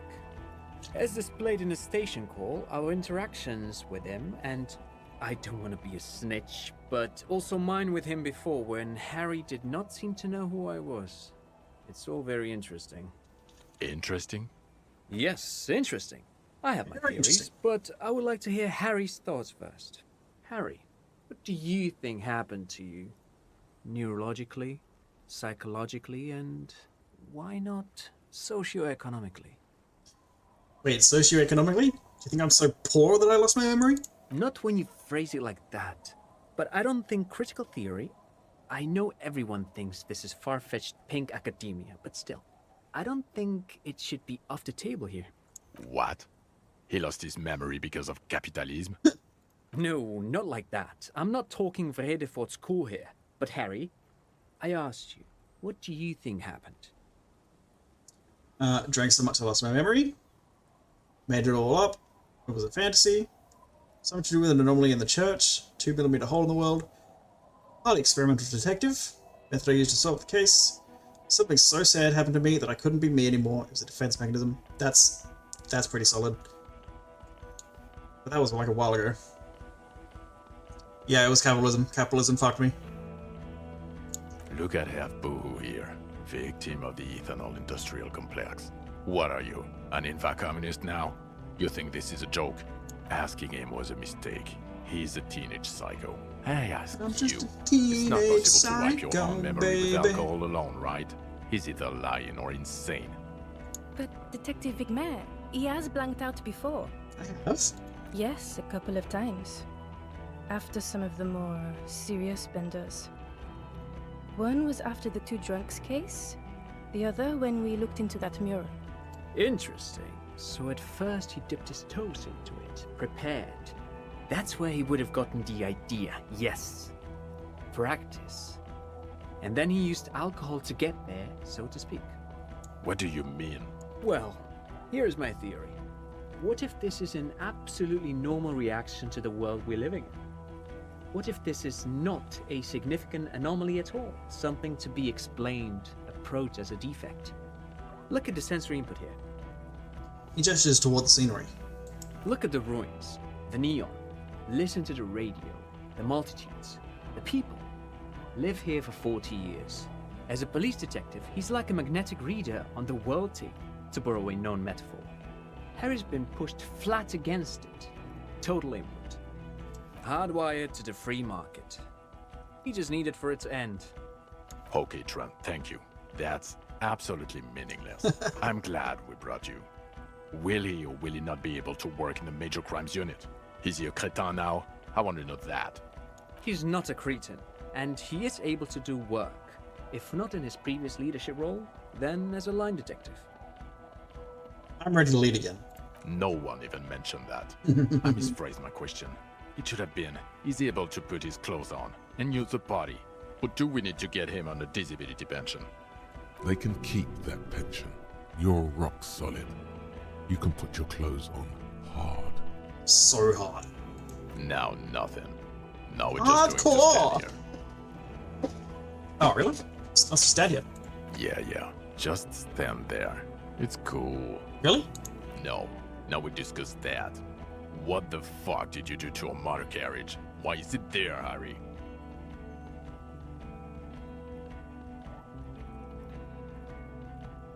Good options. The time had come. Tequila sunset. Ha ha ha. Ho ho ho. Tequila sunset. Not sunrise because you're almost dead. So funny, Harry. Thank you for fucking me. Thank you for Should be nice to destroying Vic now. 45,000 real of police property that's coming out of my payslip. You know that, right? You're gonna get fired, and I'm gonna pay till I die. I can pay a little bit. I've got 58 on me. It doesn't matter. Your badge, Harry. Show me your badge. I got my badge right here. He squints at it, suspiciously. Okay. And your gun? I probably should have found my gun. I have a new gun now. I've upgraded to a rifle. I have a new gun now. I don't care if you have a new gun. I only care about your old gun. Your official sidearm. You lost it, didn't you? I don't have that. I don't have the sidearm. I knew it. I told you wouldn't have it. This isn't cause for celebration. It's bad. I would say it's very bad, yes. You're drunk like an asshole, Harry. Please, put the stolen firearm away before you kill someone.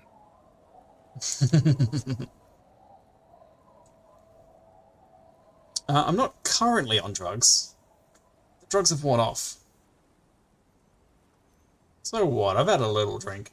I can't work. I tried to, but I can't work as well without it. Well, you let the suspect escape. Glacia something. Because you were too drunk to assess a flight risk. She's not the suspect. We've read the reports. Lieutenant Kitsuhagi's. We know. Claudia? She was some kind of spy from the Occident, specially trained. Ah, well, if she was specially trained, I'm not even gonna get into the other suspect, the one who shot herself in the head. Or the fact that you very likely sold your gun for booze. That's peanuts. That's nothing. That's a humorous anecdote. Compared to the 8 people who were gunned down, the streets are literally red with blood, Harry. It was fucking mass murder. Yeah, I've not done a great job here, have I? Wickman's kinda ripped me a new one here. He did everything he could. We did everything we could. The company hired and vetted mercenaries. Lieutenant Dubois got between them and the locals. He did so at considerable risk to his own life. He was shot, not once, but twice. We stopped an execution, not a negotiation. The loss of life was minimal compared to what it could have been.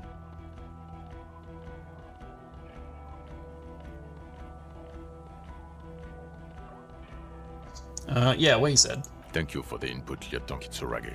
I didn't mean to suggest you didn't handle the situation. He brushes a stray strand of hair out of his eye and coughs. You've spent a week with him on this case. What is your take? On the case? On Lieutenant Yefretor Dubois. Well, the drinking, the lost gun, also losing his badge, that's all true. And he's been drinking on the job. The man sighs deeply. Then there's the superstardom. He likes to, from time to time, allude to being a superstar law official. At first I thought it was a joke, but now I'm not so sure. He says disco about 20 times a day. Gotta say disco. It's worrying. That's how everyone knows you disco. Considering his political views.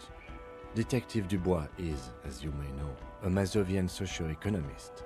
He wants to liquidate the ruling class, which, again, for a police officer, is a little odd. And then there's the motor carriage in the sea, and the drugs, of course. Some kind of anti-radiation drug he uses to induce visions. But despite all this, he is a great detective, one of the best I have seen, in fact. He can talk human beings into telling him everything, and he doesn't stop. In all the time I've spent with him, he has not once stopped pursuing leads, however far-fetched and tangential. He is tireless, madly driven. Well, except that one time when he stopped to sing karaoke, which by the way was a valiant effort. He really sang his heart out. No, they were there. Yeah, it was what it was. Other than that one time, he has tirelessly worked on the case, and he solved it. We have a confession, a murder weapon, and the perpetrator, locked on the island right now, awaiting transportation. Maybe I did do a good job. He apprehended a straggler who stayed hidden for 50 years, ever That's since the revolution. He's He probably committed other murders over those years.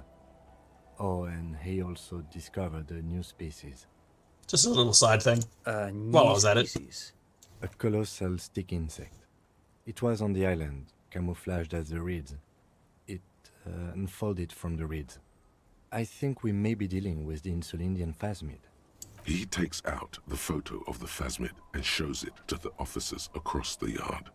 The wind blows, flapping the glossy rectangle in his hand. You hear gasps beneath the howling of the wind.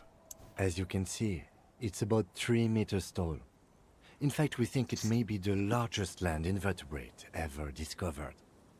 So as you can see, I'm a pretty okay detective, and an absolutely giant communist. Fucking hell. Is this somehow connected to the case? He ignores me, still staring at the phasmid. Detective? Yes. I believe the pheromone it emits may be responsible for the killer's mental degradation. The old man was not aware of the phasmid's presence. Exhibiting a strange, atypical dementia, he fell into a stupor after its appearance. He became near catatonic. So it is connected. I must say, this is absolutely extraordinary. I don't even have words for it. Yes, it really does make it hard to fire the drunk. His tired eyes follow the photo as the lieutenant puts it away. Now you make your case. Now is the time. Now or never.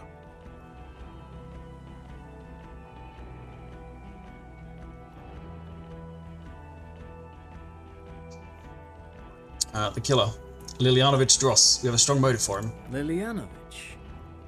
A revolutionary matronym. Revolutionary matronym? The custom started in Grad, where they have patronyms. Krasovich, Lasovich, etc. The revolutionaries saw this as a chauvinist atavism, so they used matronyms, derived from the mother's name instead. This man's mother was Lilian. His Lilian's son, Lilianovich. The custom was overturned after the revolution failed, but not before it made it to Revachol. So, it is what a soldier of the ICM would be called. Thank you, Trant. Thank you for that piece of cultural theory. You said you have a motive? Of course, excuse me, I just thought it was noteworthy.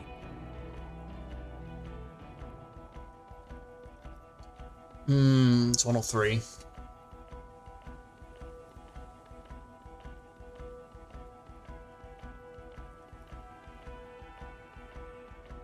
I'll go with 3.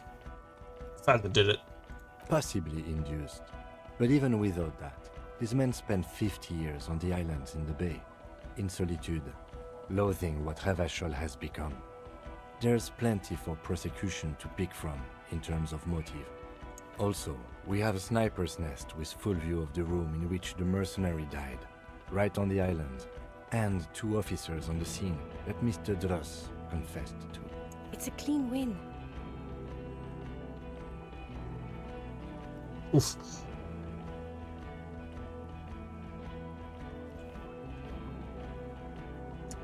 It's my masterpiece. They'll teach this at cop school. Masterpiece? Get over yourself, Harry. I can still smell the booze on the wind. God damn it. It is bad. Even you can smell it. There was also a dead man on the boardwalk. A missing person I found. Yes, yes. Fallen through a gap in a boardwalk. Drunk. How'd you know I found him? The body was transported to Precinct 41, our morgue. I had Tilbrook and Mullins take care of funeral arrangements and family stuff. You're not the only cop in the world, Harry. This all comes back to us. Still, good work with the missing person, Detective. Not gonna mention this. Not sure how important that is, or how true it is.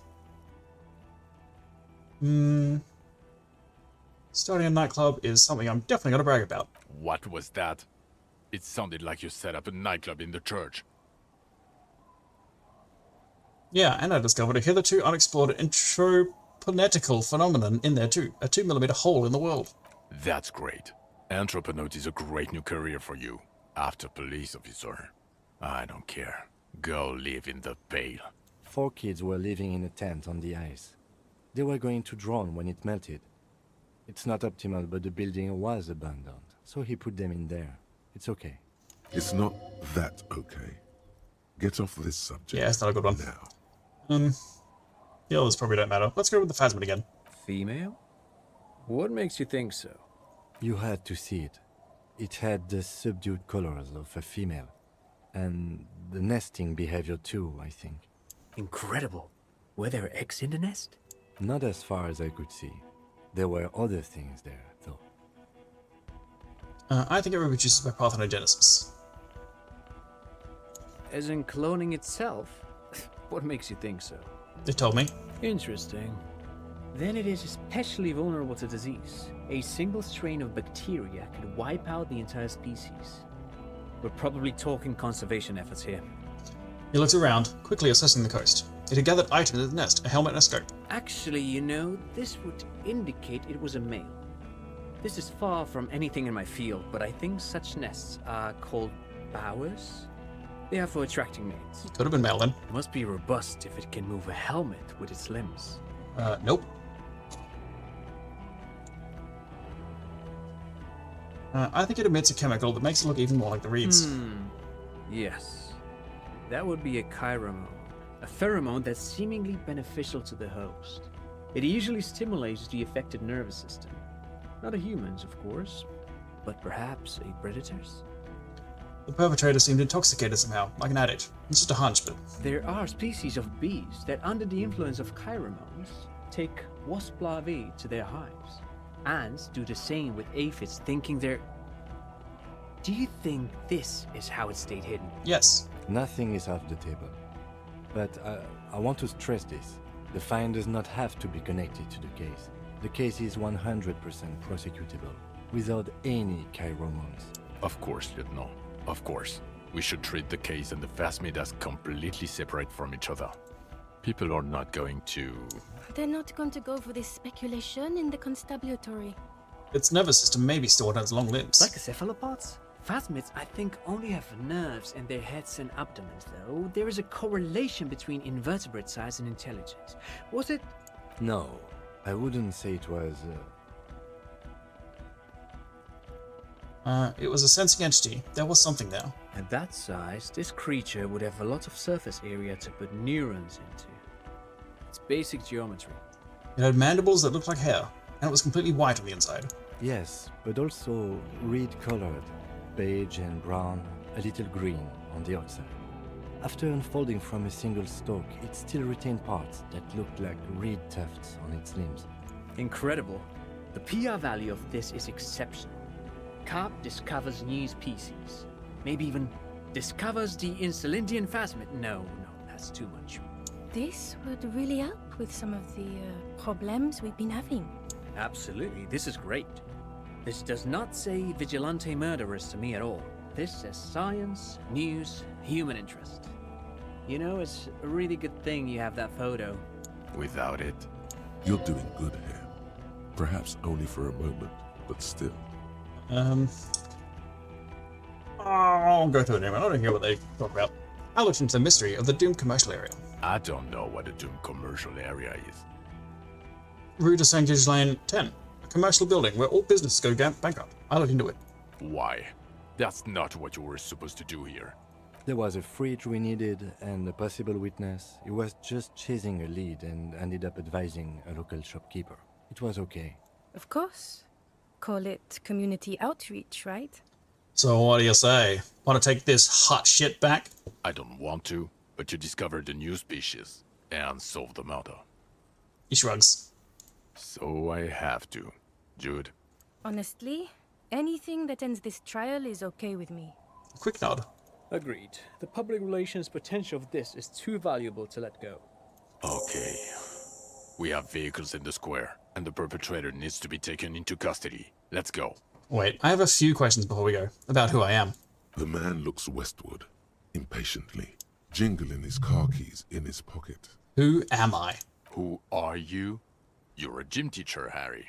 Well, obviously you're not a gym teacher anymore, but... Before? Before you were a cop, you were a gym teacher in Coron. It's getting really cold outside. The gym teacher. That's why he runs a lot. Maybe... No way, I was a rock and roll singer. You haven't told us about that. You just told us about being a gym teacher. It does explain a lot. Harry, it explains everything. The running around, the jumping, the bicep girth, your inexplicable facial hair. Massive collection of found sportswear I've amassed. Your love of retro-style dance music. How you're able to perform a 360-degree spin kick.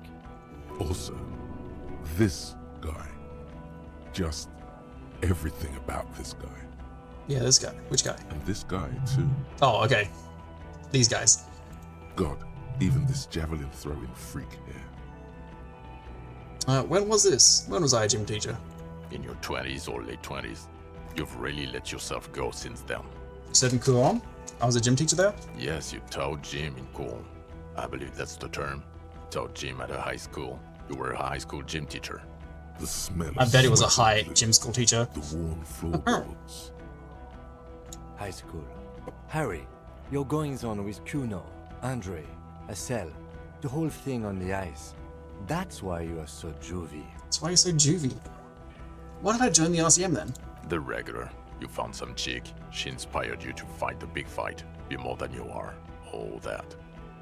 You. And all that jazz. Walking from Voyager Road to teach gym. She, leaving for the academy with her spring coat on.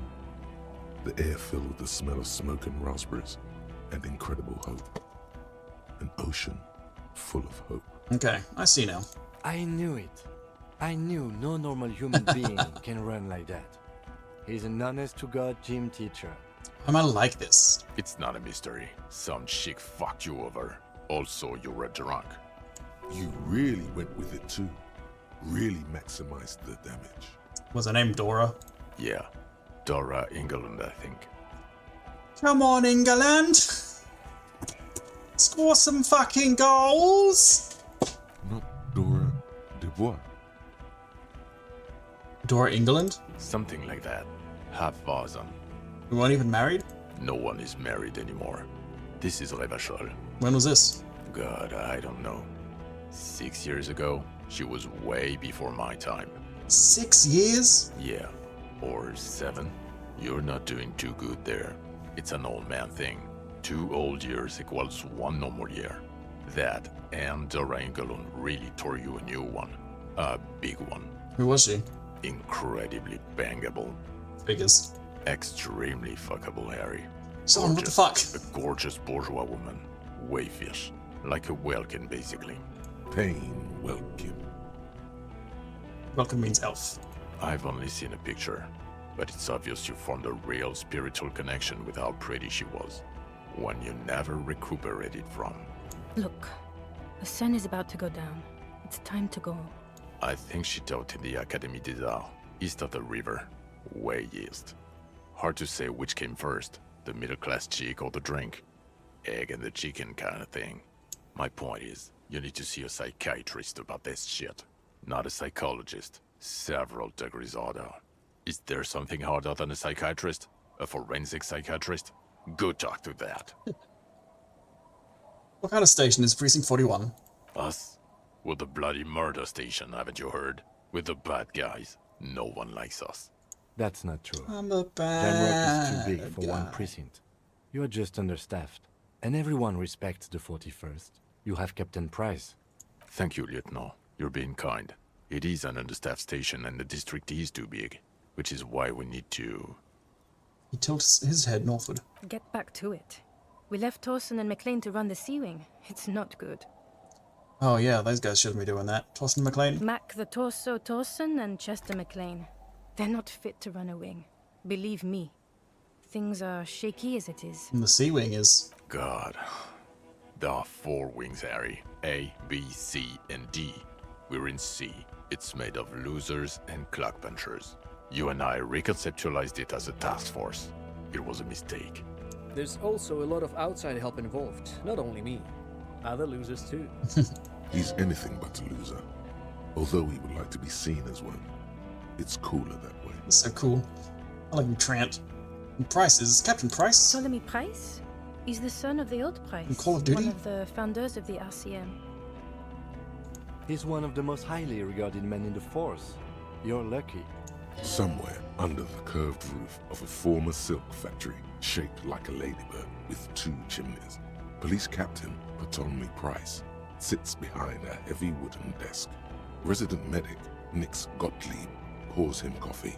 It's silent in the captain's office. They speak of change, the city, the tension on the streets.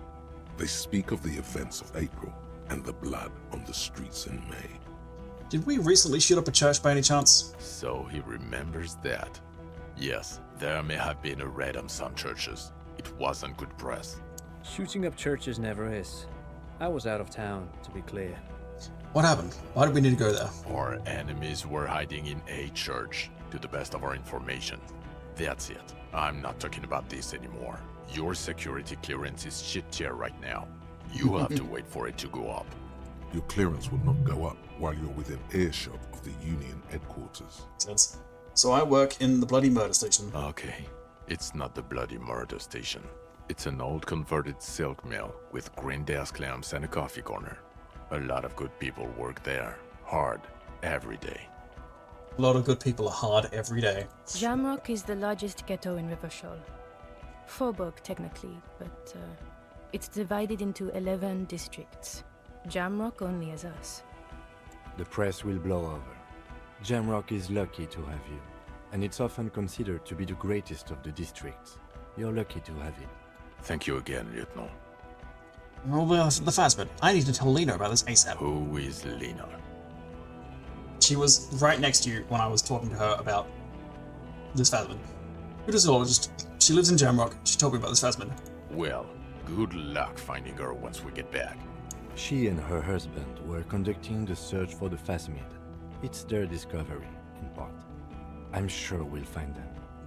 They should know as soon as possible. It will do you good to deliver some positive news for a change. She is going to be over the moon. Lieutenant Kitsuragi, what will you do now? Well, first I will go back to my station and write the most detailed report anyone has ever seen. It will have to be good to cover all these. Then I will have a serious talk with my captain. Gonna ask for a transfer? Detective, we just stopped a small-scale war. Something is happening to Revachol. He pulls up his collar and looks around. The cold spring light reflected in the lenses of his glasses. I don't know what yet, but it's going to be a hard spring for the RCM. We need to get ready, infiltrate, investigate. Distant traffic. A scrap of newspaper drifts by, carried by the wind. It says, tensions rise in Terminal YC in light of the débardeurs strike in Terminal B, among representatives of every industry in Coal City. You read. You want to do that at Station 41? Talk to Captain Price? I'd rather not ruffle the feathers of two captains with my doom-mongering. No, I meant investigate. Come work in Precinct 41. Work with Price? I'm flattered, but I don't know if I... With me, Kim. Flattered? You're Lieutenant Kitsuragi. We would be flattered if you even considered. I would have to tie things up in GRIH first. But, I mean, whatever is coming, Jamrock will be more central to it than the harbor. The lieutenant turns very serious all of a sudden. And we also have a huge caseload, Lieutenant. Piles that we need to get back to. Mountains, even. I do like the sound of that. I'm ready. Good.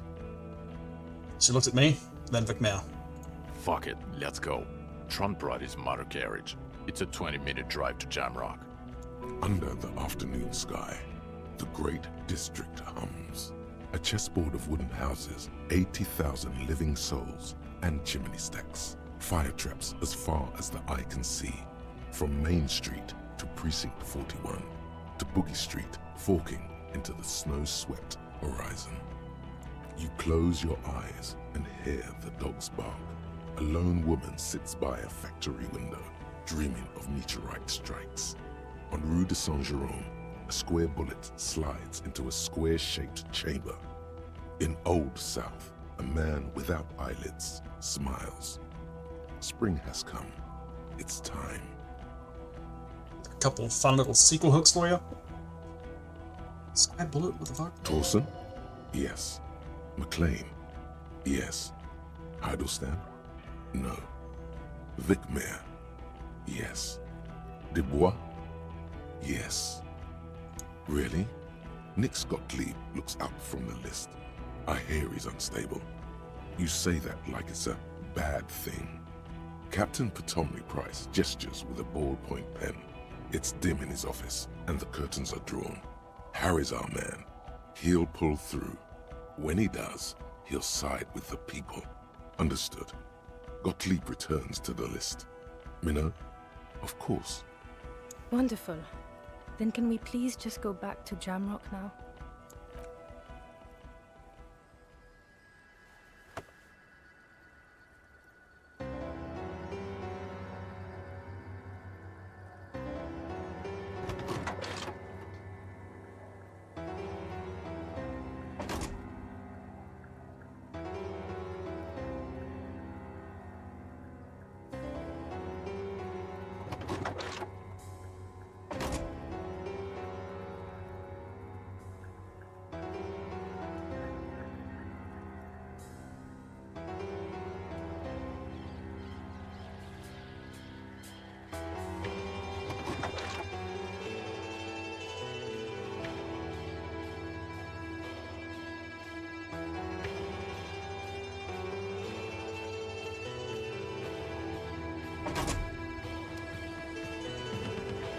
Yeah, dude.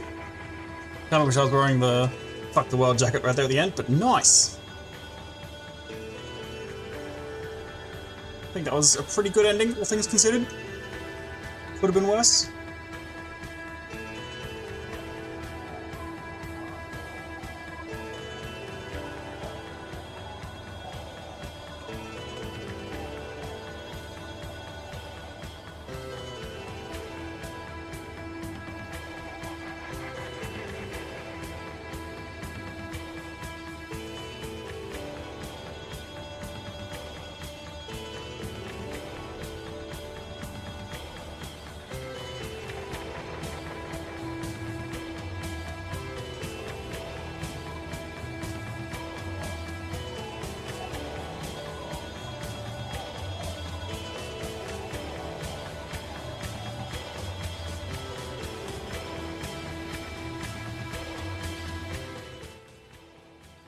That down a little bit.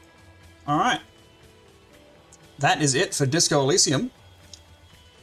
Tune in next time to War Bubble. I think Friday? Let me find the schedule. Well, Friday we'll be playing Titanfall 2 campaign. That sounds fun. That's pretty good. That's a good game. And then we'll both be playing, I think, Saturday and Sunday, a bit of Warframe. And then, the week after that, I'll be back on the usual Wednesdays. We might be starting up a new game together. A little bit of co-op. So thank you everyone for watching. For being in chat.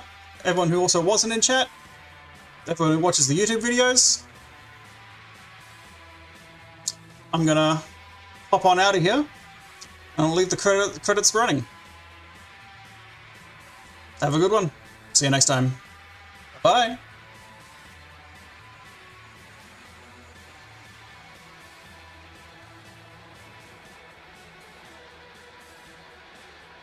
Nope, never mind. I just saw that fucking Kuno and Vic Mayer were voiced by the same person. Incredible work. That person. Good job. Okay, now goodbye.